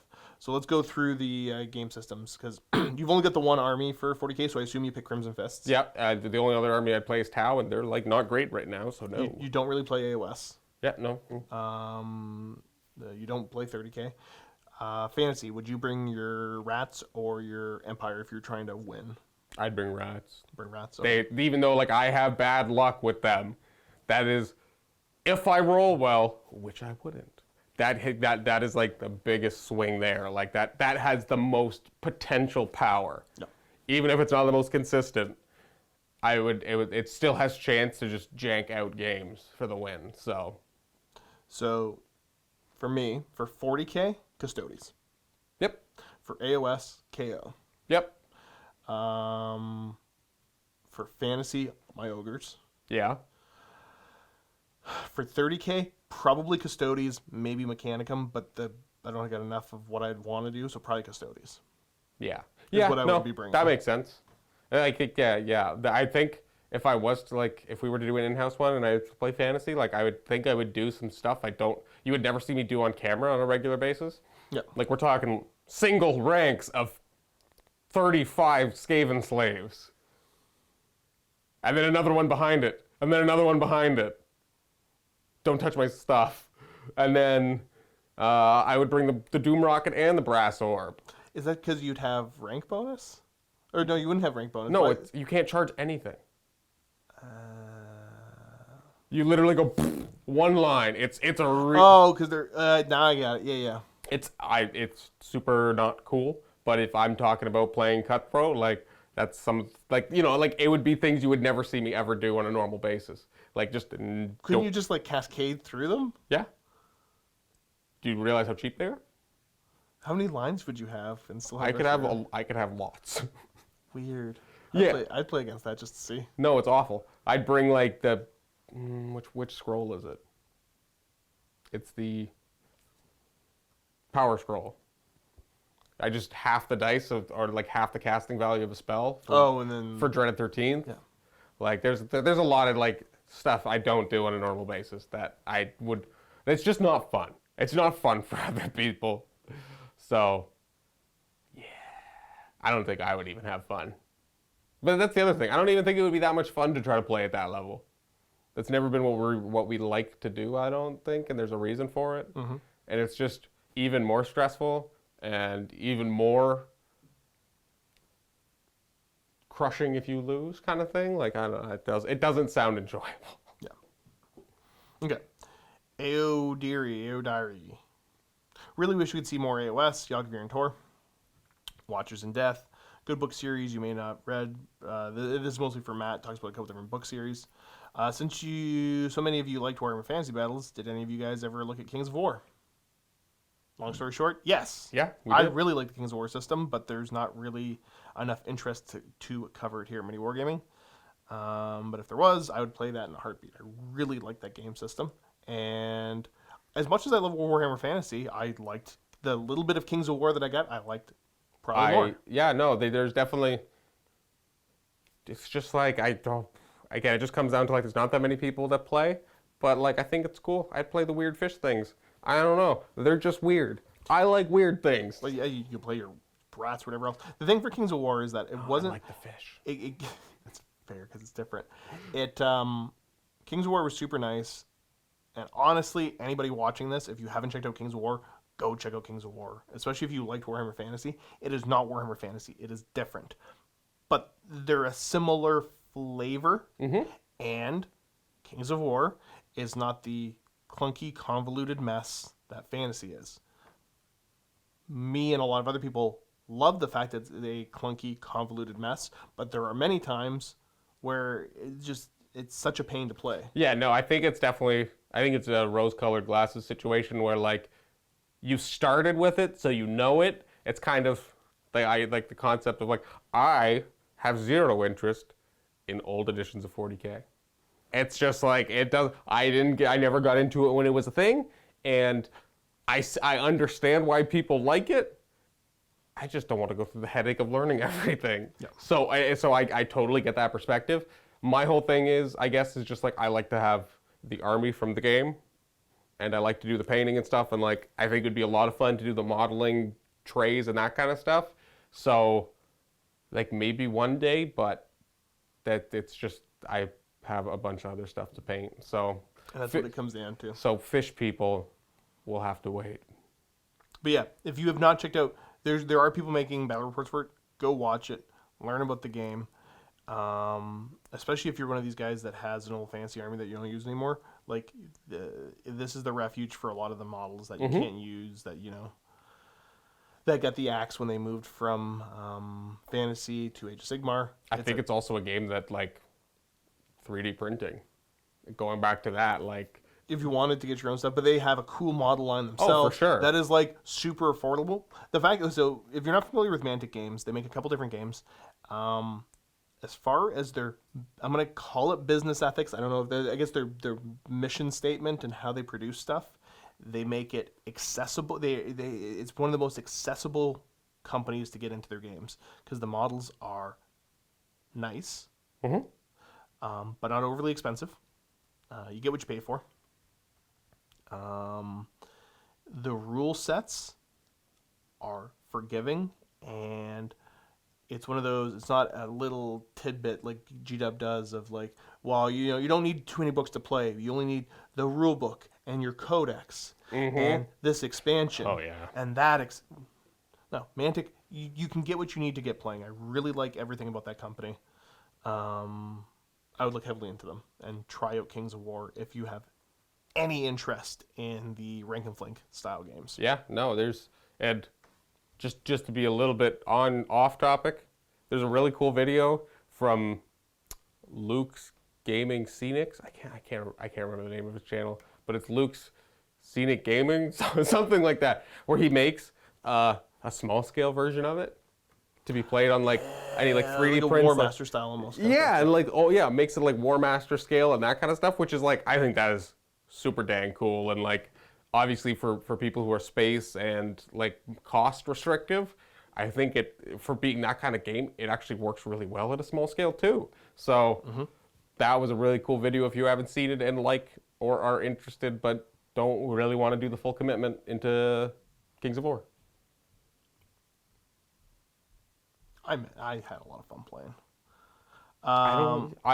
We covered it for the new release. Yeah, no, and then so you can dig up that video on MiniWarGaming and find it. My thing is I just never had enough experience in it, and again, like just the idea of like playing, like I don't like the my rats are what I know, and then they change. Like, I'd rather just build a whole new army. And that's where my kind of mental block is, and that's my own fault. Yeah. So. Do you miss playing community players and guests, or has it been nice not to have to worry about those games interactions for the channel? I didn't play as much, so I do miss the interaction with some different people and meeting people from all different places. That's always been that was always a really fun aspect of the job. So that definitely I do miss people. Yeah, I mean, isn't that the 2020 statement? That is the 2020 statement. I don't know. Variety is the spice of life. I would love to have more people to play against. It's fun to play against people here, but like, if I had the option of just playing the people here, or playing a variety of just the most jerk 40k players, but it's a wide spread of different people, but they're all just the jerks, whatever. I'd play the group of jerks just to have the variety. I like variety. Interesting. I miss guests and all that, so yes, I miss it very much. It frustrates me. Yeah, no end. That's, yeah. Meh. Interrogator Chaplain. Hello, Ian. G'day there, Josh. Apocalypse game, when? No time soon, friendo. No time soon. Is that a request to play a game of Apocalypse with you? Yeah. Okay. Or I think maybe not against me, but maybe just in general, or just on the channel, I assume. He's Canadian too. He lives up north, so he's not getting down here anytime soon to play, and he knows he can't. Sad.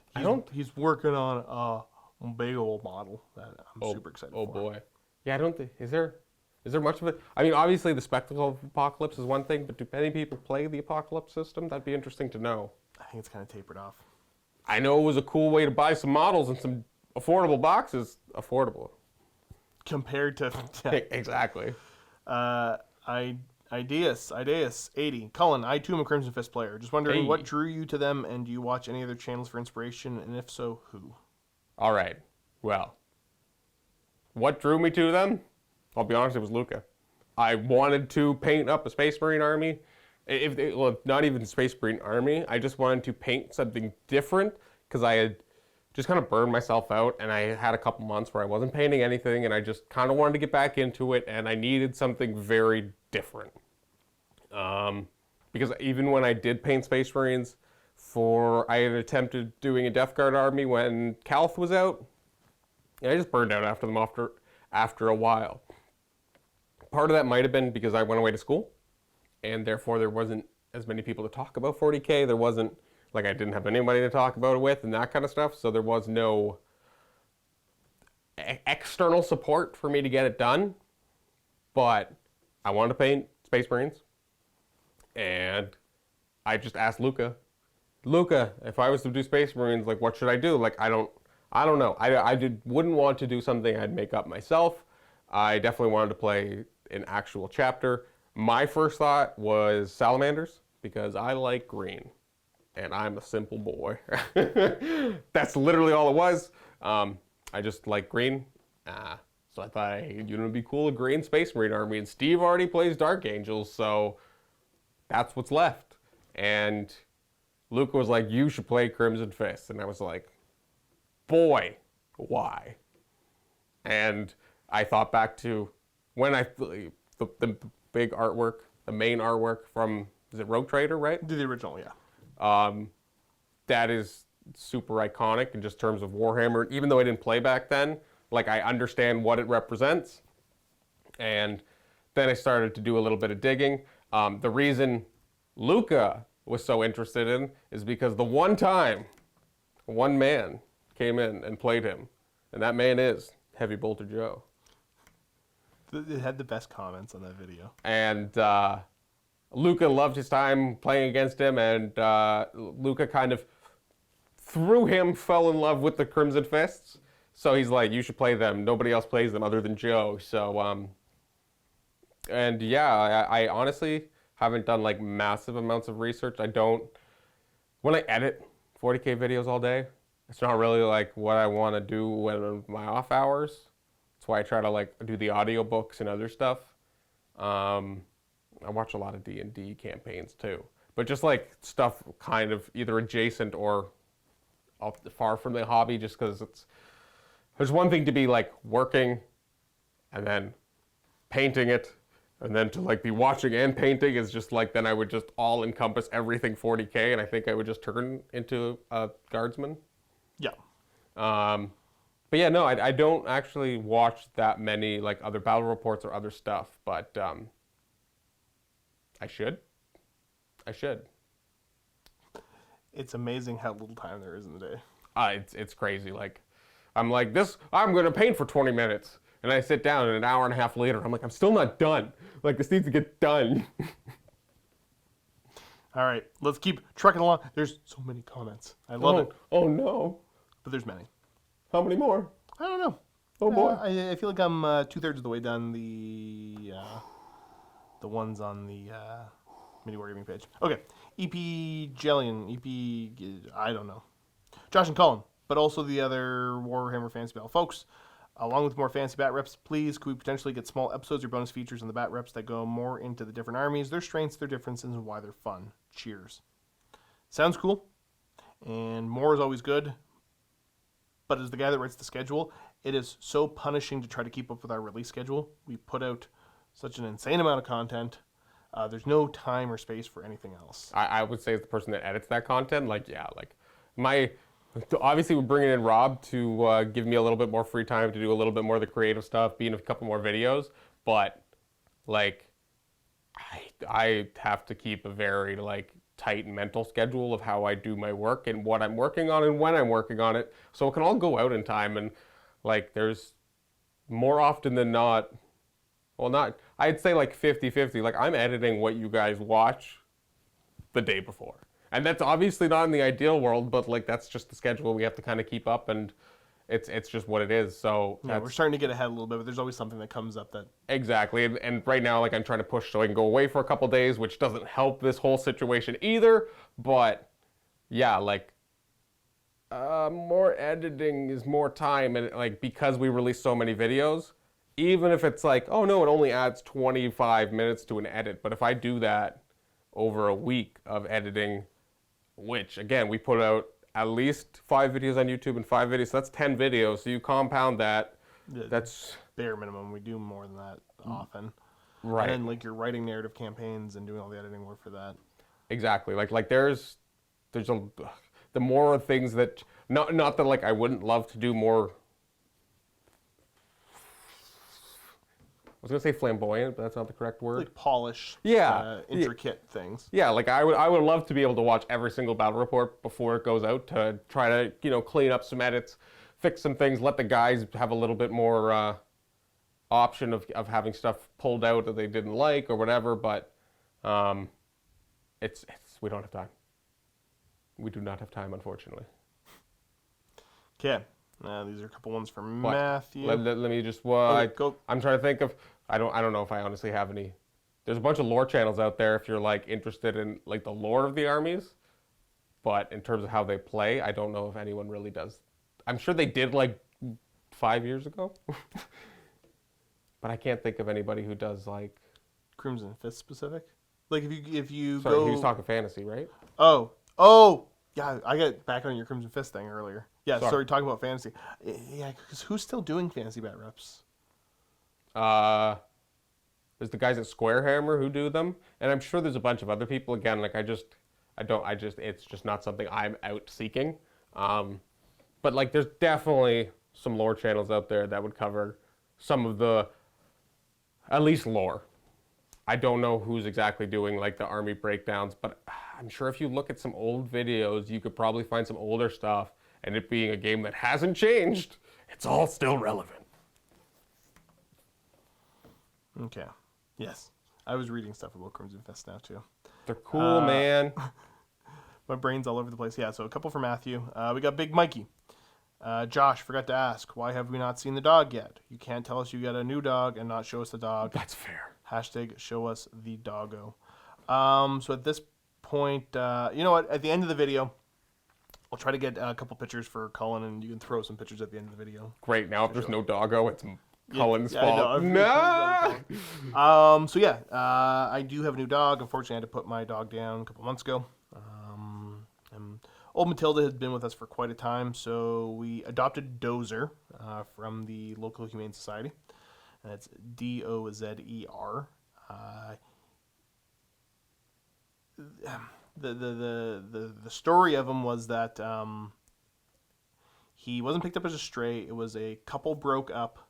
The husband left all the kids with the wife, like multiple kids, and took the rest of the family's dogs, because they had multiple dogs, at least 2 others. Oh, wow. And left Dozer behind.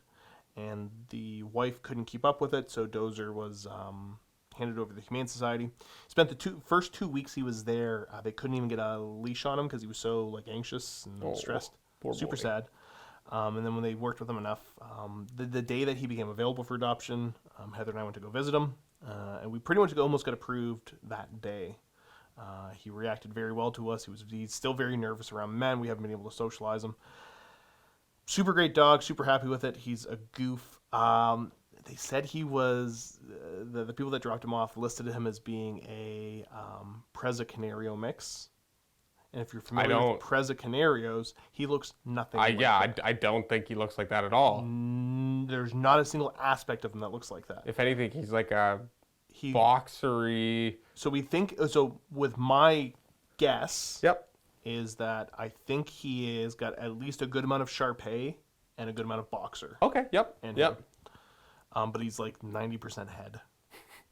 Yeah, it's almost bordering on pit bull, but like there's not that many of them around here. Well, because technically it's one of those because he's got that first, because that's the knee-jerk reaction. Because Yep. there's technically a bunch of different bully breeds. Like I don't think pit bull's an officially recognized breed. Like, there's American bullies and a bunch of other ones, but he doesn't fit any of them properly with the way his hair is and his ears. He's got Shar-Pei ears, and he's way too wrinkly. Yeah, no, that's true. But again, if you see him in a photo, one might assume that at Yeah, first. he's got almost kind of like a pit bull look to him. But once you get a good look at him, you're like, no, that's not right. Well, he's just if you squint at him real quick. He's some classic Heinz 57 kind of. Yeah, he's a weird looking dog. Is that a normal thing people say? Heinz 57? I don't know. That's a thing that my family's always said. So like, I don't know. Is that a thing that other people say for like mixed breed dog? Why is I've never heard it for mixed breed dogs specifically. Oh, really? No. That's specifically what I know it as. I don't know why they say it in regards to ketchup. Yeah. But It was supposed to be like wasn't like 57 different kinds of Heinz. it's Heinz sauces, I think. Even though I believe that was just an arbitrary number. Yeah, I think back in the day there was, but now I don't know my ketchup history. Anyways, yeah. Hopefully at the end of the video there's some pictures of a goofy looking dog. Yeah. The problem is that he's not hypoallergenic, so I can't bring him in here because there's people that are allergic to dogs. Sad face. He would probably thrive, though. You guys would like him. Yeah, I do want to meet him soon. Yes. As soon as possible. Doggo. Okay. Josh and Cullen, hope you guys are having a great day. As someone who's never played Warhammer besides in video game, they're getting a ton of enjoyment from your videos, and this is Luka's All Right. I'd like to pretend this is Luka's All Right. Oh, yeah. Like, that's what I thought it as. Love to watch and hear you guys chat about the hobby. Can't wait for Open Vault to come back regularly. What are your thoughts on getting into Warhammer if you don't like painting? I asked Matthew a similar question, but I wanted to hear both your thoughts, especially Cullen, since he paints a lot. I enjoy assembling, be it puzzles or Legos, but hate painting. Keep thinking about starting an army, and if I don't get them painted by someone, and if I do, I'd get them painted by someone. Just curious on your thoughts on never doing that part of the hobby and what you think the community at large thinks about it. First of all, cool. I'm gonna say, like, you don't have to paint your models, dude. Like, I don't think that's an expectation for us for camera, but I don't think that's like, if you find some people at your game store, like, I don't think that's the common practice. So I don't think you should feel bad necessarily about not having painted models. If there's one thing, if it's about the spectacle and everything, then like I get that aspect. When I first got into painting, I didn't think I'd like it. Never been like a big, like I like film, photo, that kind of stuff, but I've never been like a traditional art person.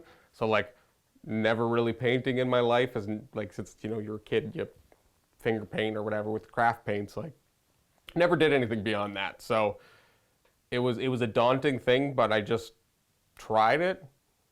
It was a little bit more enjoyable than I thought. When I first got into it, I did enjoy the building aspect more than the painting aspect, but one goes with the other. And yeah, like if you would have asked me when I first started this, do I think I would enjoy painting, I would have said no. So I think it's worth trying. Obviously, like if you do try it and you don't like it, that's also okay.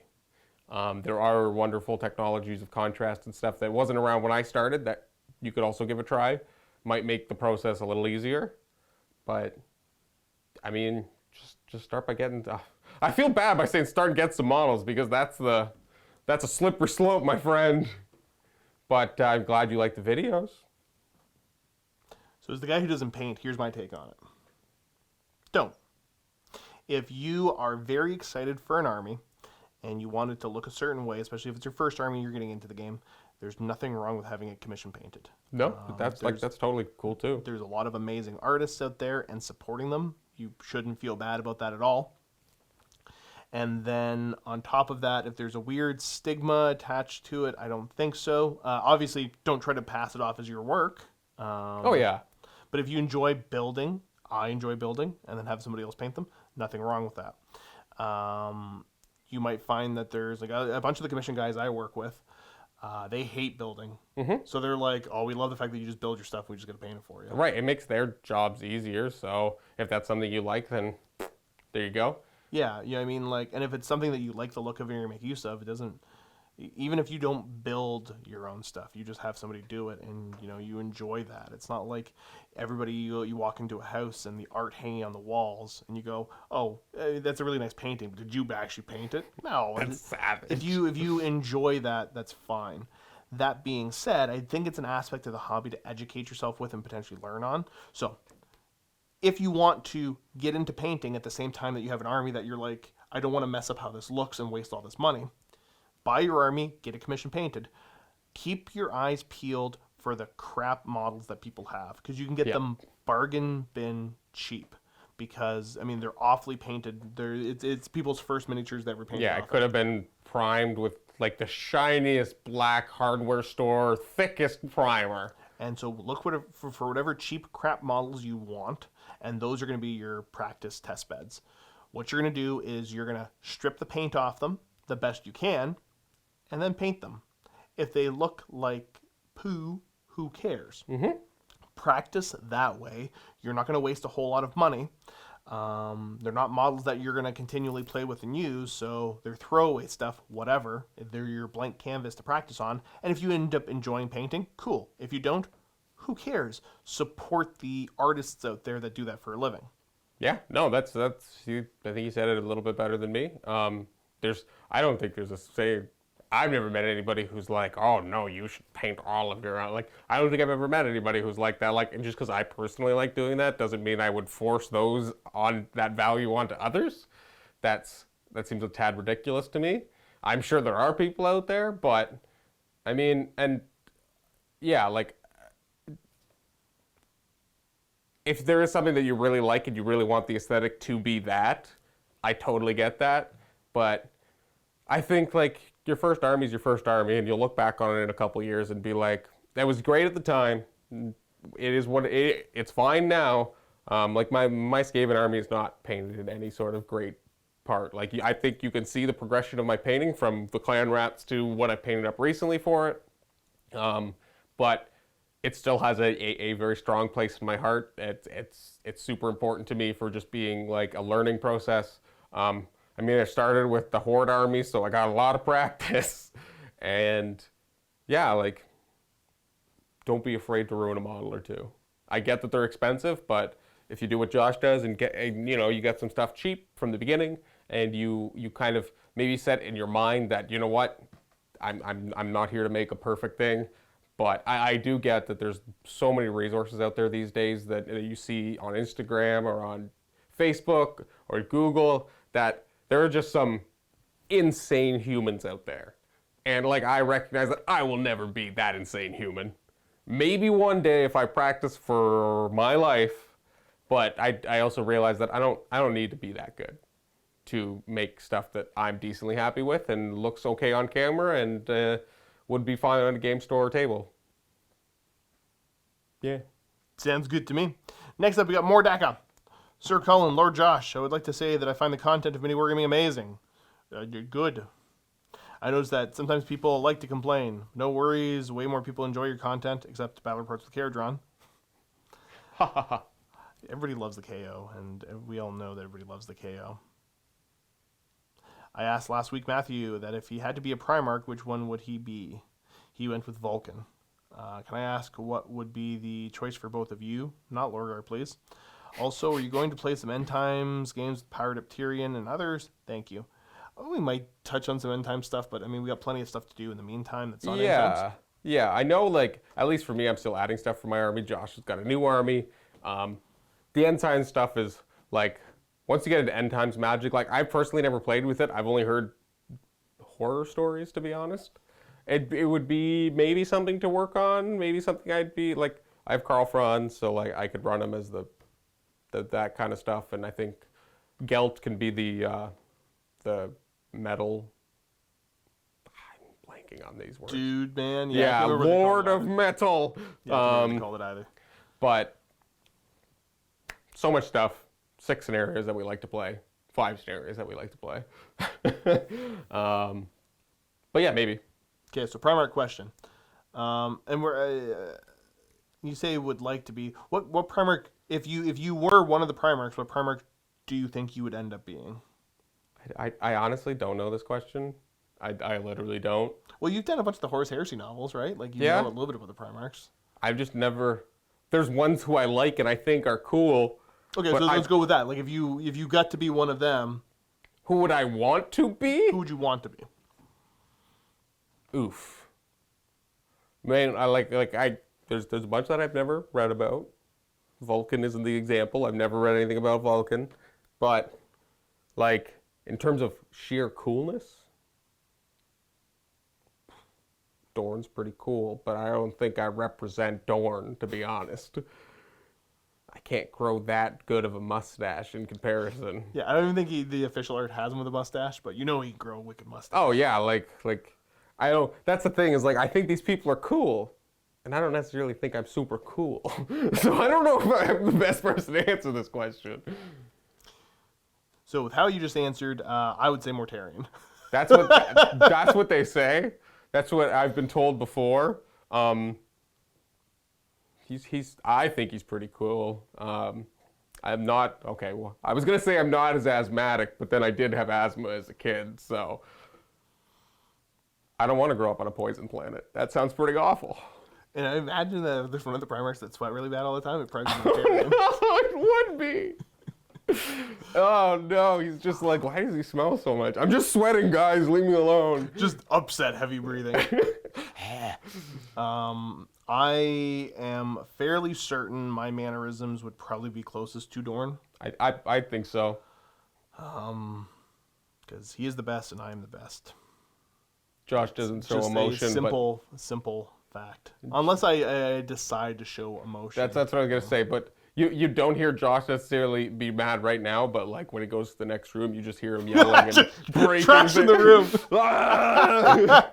What do you mean they all went traitor? Oh, funny. Okay, we got Chaos. MiniWarGaming crew in general. Do you expect the Lost in the Damned or Traitor Guard, Renegades, and Heretics to have a comeback somehow in 9th? Really missing this aspect of Chaos armies and love to see it back on the tables for variety and fluff reasons. Over the years, I guess you developed a kind of feeling for GW's decisions, so I would really appreciate to hear your thoughts about the Lost in the Damned part of Chaos. I think, honestly, 100% serious, I don't know what they're thinking by not having that army out there. I don't. Lost in the Damned and also the Dark Mechanicum. Like, yeah, that's like it does. I mean, Blackstone Fortress had like a group of traitor guardsmen. Like, why can't more?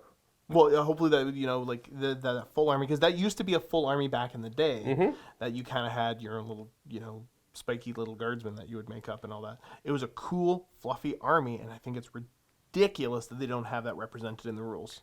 Yeah, Again, like I think that if they were to release that, it would like I'd be so down. But I think you'd have all the other guard players who like we are playing with super old models. What the heck? Like there's so much that needs to be updated that it sounds weird to try to say release more things. But like, hey, if they released it, I would not be like more options is always cool. I mean, I'm obviously not the helm of some multi-million-dollar company that does all this kind of stuff. So I guess at the end of the day, more Primaris lieutenants. Heck, yes. Honestly, like when it comes to what is GW doing, I have no idea. They are their own beast. Do they know what they're doing? I hope so. But like, I think they know what they're doing. But like, I think predicting their actions is. I think if you would have asked us 5 years ago, would they have been so responsive in their FAQs and everything? That would have been a dream. Yep. Yeah, they have shifted a whole lot. So, what are they doing? Who knows? Let's hope it's good. At the end of the day, like, would people buy those armies though? I don't know. I think they would if they gave them super good rules, and that's kind of. I definitely think that those should be. They're a very important part of the lore. They should be having armies. And I think that when it comes to like, would people buy it? Do they have anything that like doesn't just immediately sell out recently? Recently, yeah. Like that's what it feels like. So they do have too many armies that need TLC right now. Like it's just such a big bloated game. I feel for you Eldar players and Guard players who just want new things. That's like, I just think that those need to be addressed before we can add even more. Okay, next up, we're getting there. Tabe 8. Josh, I love the recent 30K content on the channel and hope to see many more videos. I do too. I love the heresy. I don't know how much I would have to play to get sick of it. I think, my guess would be my threshold is extremely high. As much as I love the other game systems, if tomorrow they came to me and said, you know what, Josh? And see, that's the problem, because there's only so many people to play against and all that. But, if they came to me tomorrow and said, hey, COVID's over, you can open up and film content again, and you're going to do nothing but 30K. I'd miss the other game systems, but cool. No breaks, heresy train, let's go. Right, like I understand your passion for that game, and I'm glad that there's people out there that are like really happy to see it back. Variety is always nice, and I know Luka just got his Space Wolves, so he's happy to have those in. So I can pound them into dust. Essentially, there's more people playing a game, there's more likelihood I will play it, but... I teach you how to play. You use the Solar Auxilia because nobody's seen them in forever. They're las guns that can be like strength 6 with 30-inch range, and you take them in squads of 20. They're tertios. Did you read Legion? Yeah. You played the Geniad. Geno Chiliad? The Geno Chiliad. I don't know. It's starting to work. They're weird looking. I like to paint my own things, and those are weird looking. That's fair. It's the fact that you like to paint your own stuff. I gotta get you playing, because then you'll want to paint your own stuff. Stop. My question, do you have any interest in running a Horus Heresy narrative campaign? Maybe. Maybe I took somebody else here and forced them to play a Horus Heresy narrative campaign. And maybe they were completely willing to do it anyways. But if they weren't, I would have forced them to. The magic of being the master of the schedule. Yeah. I don't know. It's just on your schedule. We gotta do it. Yeah. That's the Dorn coming out where it's like, hey, we're building a wall. Are you really? Nope. No questions. Wall. It's 9 to 5 wall time. Yeah. Your job is to build the wall, not to question why the wall needs to get built. So maybe make it a series depicting the major battles of the heresy, starting with Prospero, Betrayal of Isfahan, Drops of Massacre. Just an idea. Keep the great work. Long live the heresy. Okay, so this kind of goes back to the Night Lords thing I said earlier. There is too much there, and I don't want to do like a subpar version of it. If I was to do any of those, it would be when we can open back up, and it would be an event up in the event hall. Where it's like, hey, guess what? We got like 30 tables or whatever, however many tables I got. I can't remember. Because we'd be able to put them together. We'd be able to get them a lot. Yeah, I don't even remember where it's like, anymore. Yeah, hey, guess what? We got a bunch of tables. We're doing this over a week. Yeah. With like 60 people or however many people I can jam into there playing. And guess what? We're doing Isfahan. Yep. So you got to have the right army. Show up. Here's what we're going to do is, each of the characters, there can only be one. Here's who's in charge of everybody playing as the Emperor's Children. Here's everybody that's in charge of this. And then, he's the guy in charge because he's the one playing Horus. And nobody else can bring Horus. All the other guys, you're listening to him. These are your captains. That's neat. It has to be on that scale. It cannot be done in our simple bat reps. Because it is too big, too cool. For the narrative, I'm basically dipping my toes into doing something that's not super resource heavy to see if the community will support it. So if I get good support, I'm doing a Victory's Vengeance with Dave. Vengeance. And if that goes well and it gets a appropriate amount of support from the community, as far as views, likes, vault signups, whatever metrics we use to measure it, I will push for more. And so there's that. It just comes down to if you want to see it, watch it when it comes out and talk about how much you like it and give it good engagement, because then that will increase the likelihood of you seeing it again.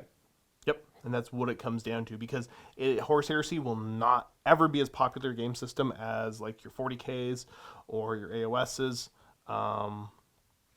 So yeah, it's always, because those we can do and they're going to get an appropriate amount of support that makes sense. Yep. Heresy, we need a little extra push. But yeah, I love it. And like, this isn't like, it's a Victory's Vengeance out of the book. And like, I explained it to Dave when I said, this is what we're doing. And I said, there's no crying in baseball. Like, whatever happens, happens. This is not a happy story. Mm-hmm. You know, this is the Horus Heresy. This is Grimdark. Proper Grimdark. So hopefully you folks like it. There's no crying in baseball. I'm sure I can find a clip of somebody crying in a baseball game. We're going to talk about movies after.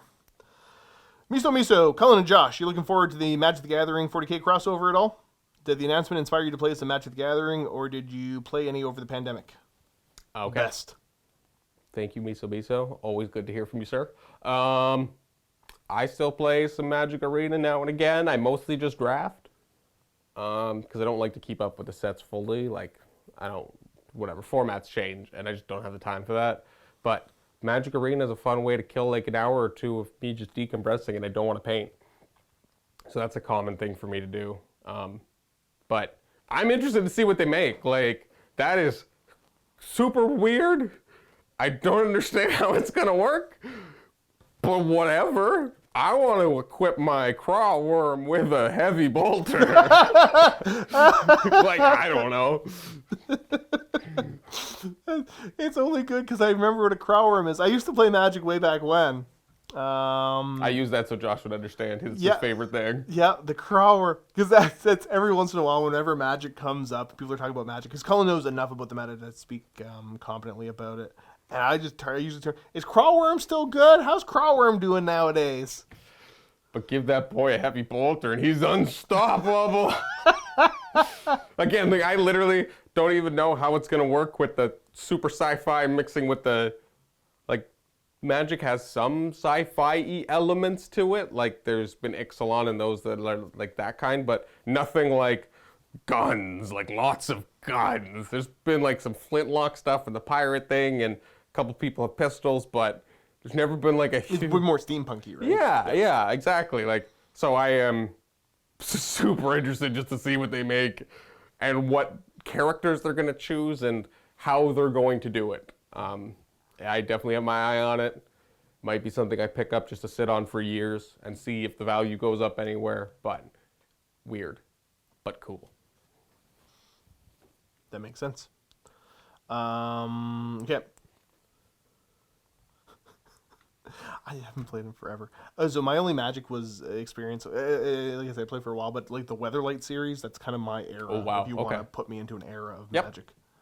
Okay, we got Mylan, 16 hours ago. At Josh, I got the feeling you mocked Dave's catchphrases for so long that now you can't stop saying them and they've become yours. I think I'm slowly taking them over. Because I just do it to torment him, to taunt him. Because he likes the banter back and forth. Yep. And just the, would you look at that? Which I think he picked up off Tom Shuby. Oh, yeah, okay. But I don't think Shuby ever said it that way. I think Dave said it that way to mock him. And I see. I have it even more mockingly. Yeah, it's just evolved. And then, yeah, every time there's an aid, like, Corn wants it, Corn wants it, always, yeah, it's kind of fun. But I haven't seen you eat an apple of corn yet. Oh, that'll be the. Oh, I'm gonna do that to him next Victor's Vengeance thing. At Cullen, do you know the anatomy of a turtle? Do you really?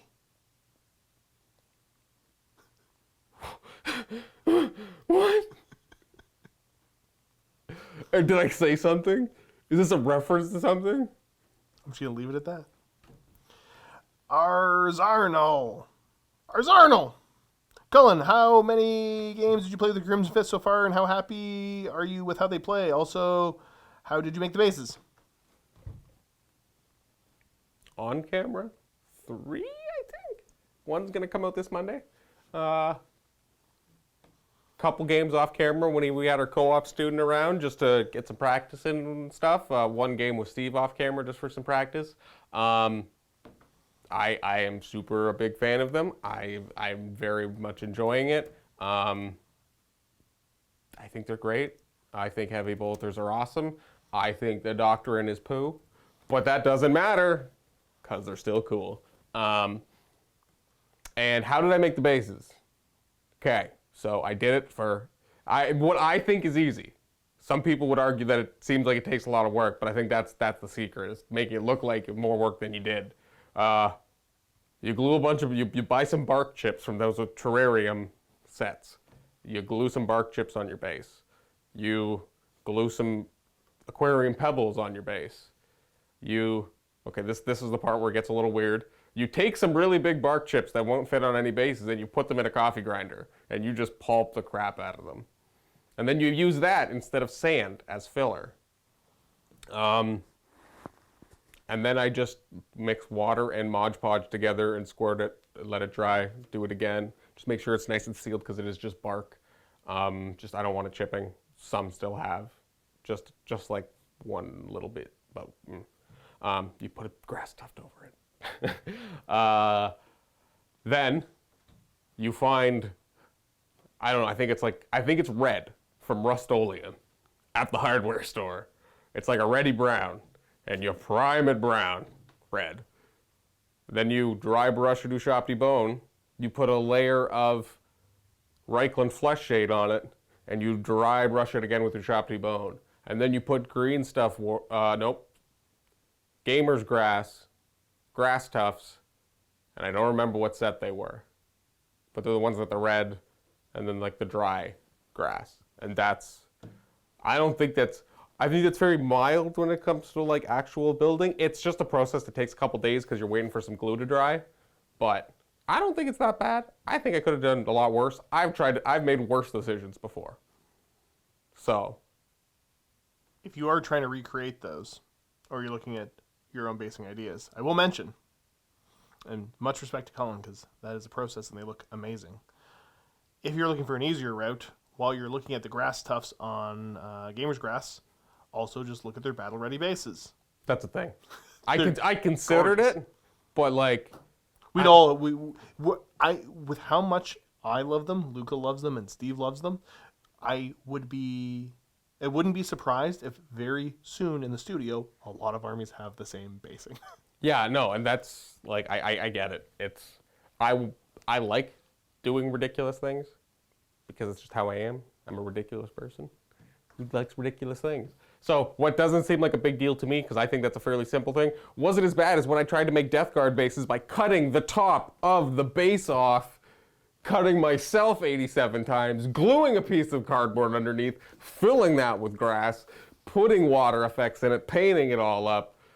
That was bad call. Yeah, you want to know why Cullen doesn't have a Death Guard army? Yeah, but it sounded like a cool idea at the time. I make regretful decisions.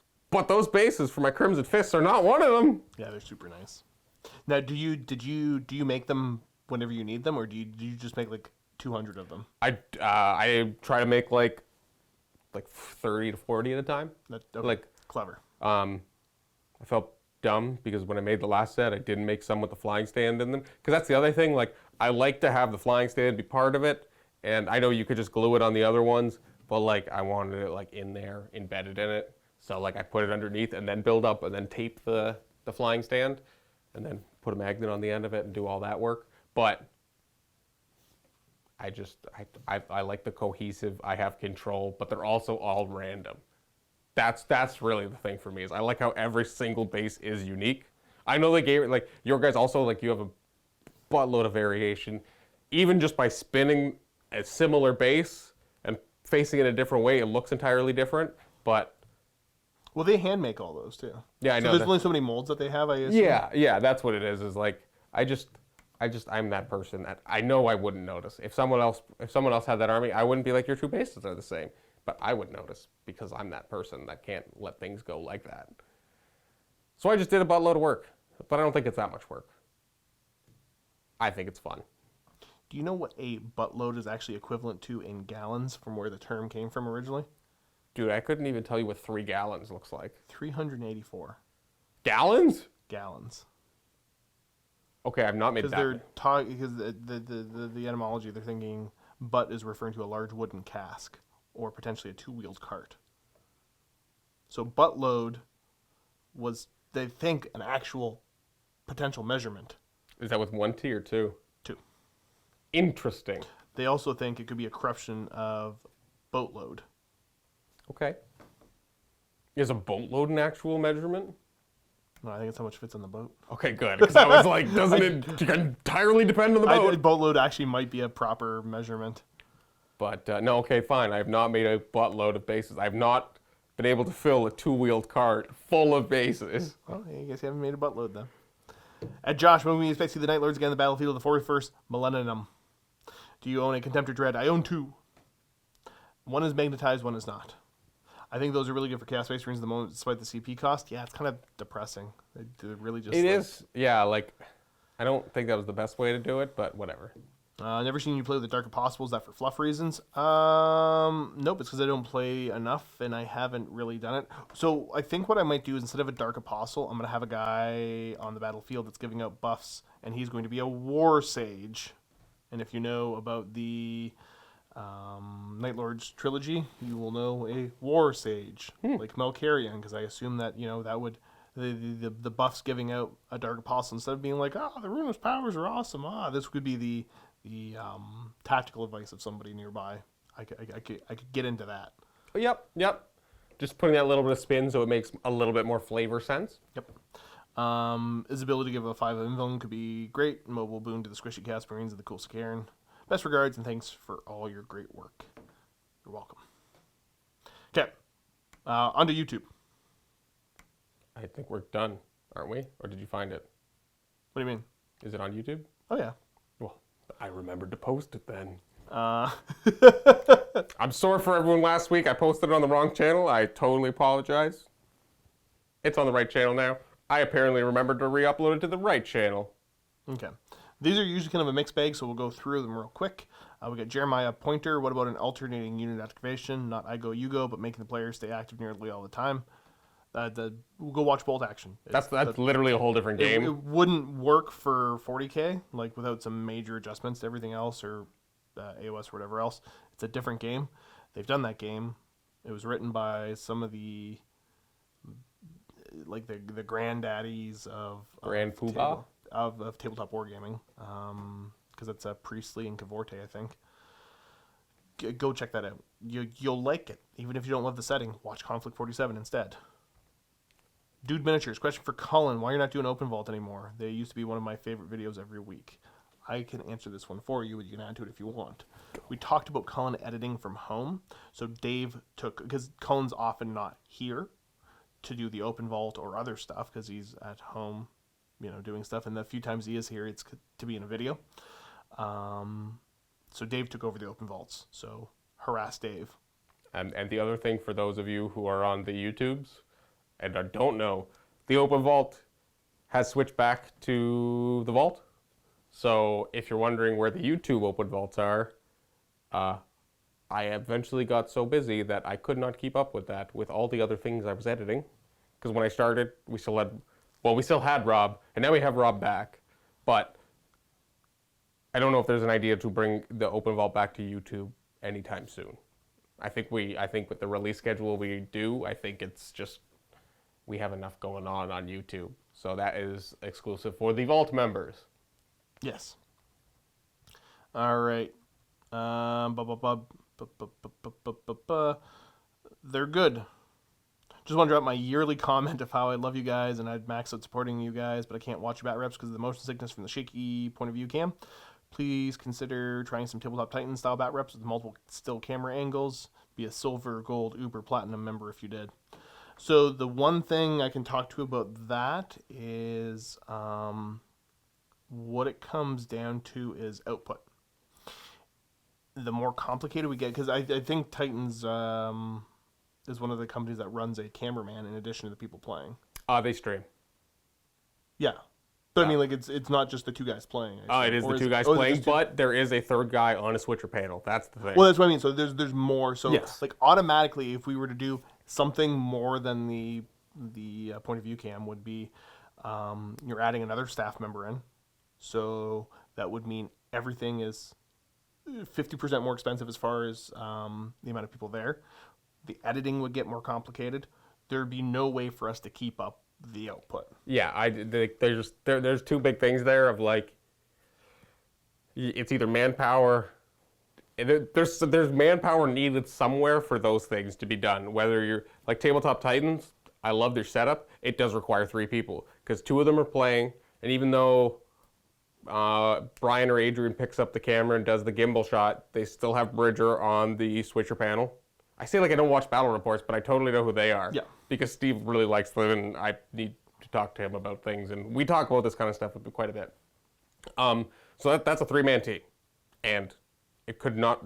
I don't know if they could run it as a 2-man team. It would not meet their quality as everything else does. For that, again, we would always need one person running a switcher panel for every game, and then the other one is you could just throw a bunch of static cams on tripods and just hit roll and never cut. And then Hopefully there's no issues. Yeah, and then I sit there with what I assume to be like 1, 2, 1 for each person, and a top down. That would not show that wouldn't show the actual close-ups very well. But even at that minimum setup of 3 cameras, even if you had one that turned on and off occasionally so you could get some close stuff, if it's even if we finish the game in 2 hours, which it's not our normal timeline to get things done, that's 6 hours of video footage. I would then have to sit there and edit all together. And not saying I wouldn't enjoy that process, I just literally don't have time. That requires so much manpower to do. That requires so much time and effort. Not that we're not willing to put in the time or effort, it's just it would not make economical sense for the way we produce videos. The way we have it set up might not be the best case scenario across the board, but it works for us, and it makes us be able to produce the content in the pace that I guess the internet's gotten used to us creating. Yeah. That's kind of my 2 cents on the matter. Again, like I would love to do something different and try a different style, but again, we're at the end of the day we're limited at resources in some department, whether it be manpower, whether it be we'd have all the cameras. We could do it if... Yeah, we could. But just the output would get... I am one human. Murderized. And we now have somebody part-time as another human. But that more time I have isn't to edit more videos, it's to do other things related to editing or filming, but... Yeah. Next up, we got Darnock X. Question for both, and MiniWarGaming in general. More Gorka Merca, possibly soon. Any of you 2 playing it this time around? We haven't talked about it. We'll probably do it again because we all enjoyed it, but yeah, it's not in the works right now at all. I've never been around when it was... Well, I guess I was around when it was somewhat a thing, but I think of all the specialty games, I think I would have fun with it. I think there's other ones out there that I'd rather play. Like, I don't know, like, it doesn't... If someone's like, Cullen, build a Gorka Morka list tomorrow, I'd figure it out. I'd buy some more, because I'd build some things, but I don't know. I've never had the opportunity or the time, so never really thought about it that much. Okay, we got Matthew Wasserman here. Question for Josh. What Forge World Imperial Guard tank would you get? I was thinking of purchasing the Malcador Infernus because it looks cool. If I had to just be like, I don't know, pick a random one right now, it's probably just the standard Malcador. I think that looks really cool. Which one's that? Yeah, it's weird to describe. Is it the long boy? Yeah. Kind of long and tall. Do we have one here? I think we got an Infernus here. We don't have a regular Malcador. Okay. So the Malcadors are the Marcharius. I can't remember what it is. Chassis. One of those. Okay. Yeah. I don't think we have that. I think there's been one of those kicking around somewhere of some facet. We've got the Infernus. Okay. Oh yeah. Okay. I see it. Yep. Yeah. Right. But I mean, that's just really cool. I think it would look cool.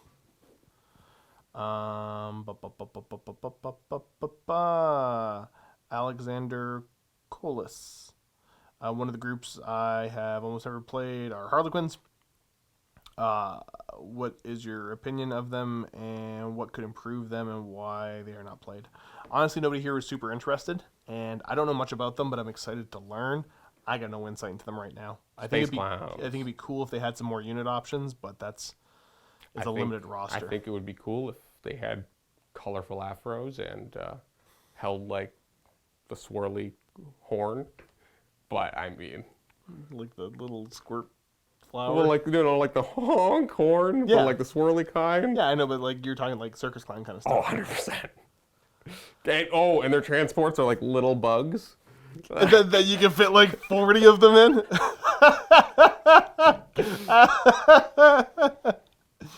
Come on, they got big feet, big shoes. Come on, that'd be pretty funny.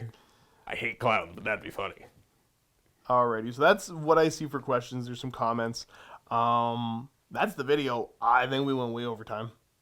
I'm terrified at how far over time we went. Yeah, I don't want to check. I looked at the time some time ago. Yeah, and I don't know what time we started. Oh, yep. I haven't looked at the camera time. So hopefully at this point, Oh, actually, yeah. I guess we do the proper outro. Luka's next week. Leave some questions for Luka. Big thanks to everybody that left questions. If you guys didn't do this, we wouldn't be able to do this. Hopefully we covered everybody. Sometimes some of them come in a little bit late or get missed for whatever various reason. We don't try to do that. I do my best to try to answer all of these. And I think I've got a good track record of doing so. So thanks for tuning in. Leave questions for Luka for next week on this video. And hopefully if you stay tuned for the next, 10 seconds or whatever it is, there'll be some pictures of a dog. Doggos! See ya.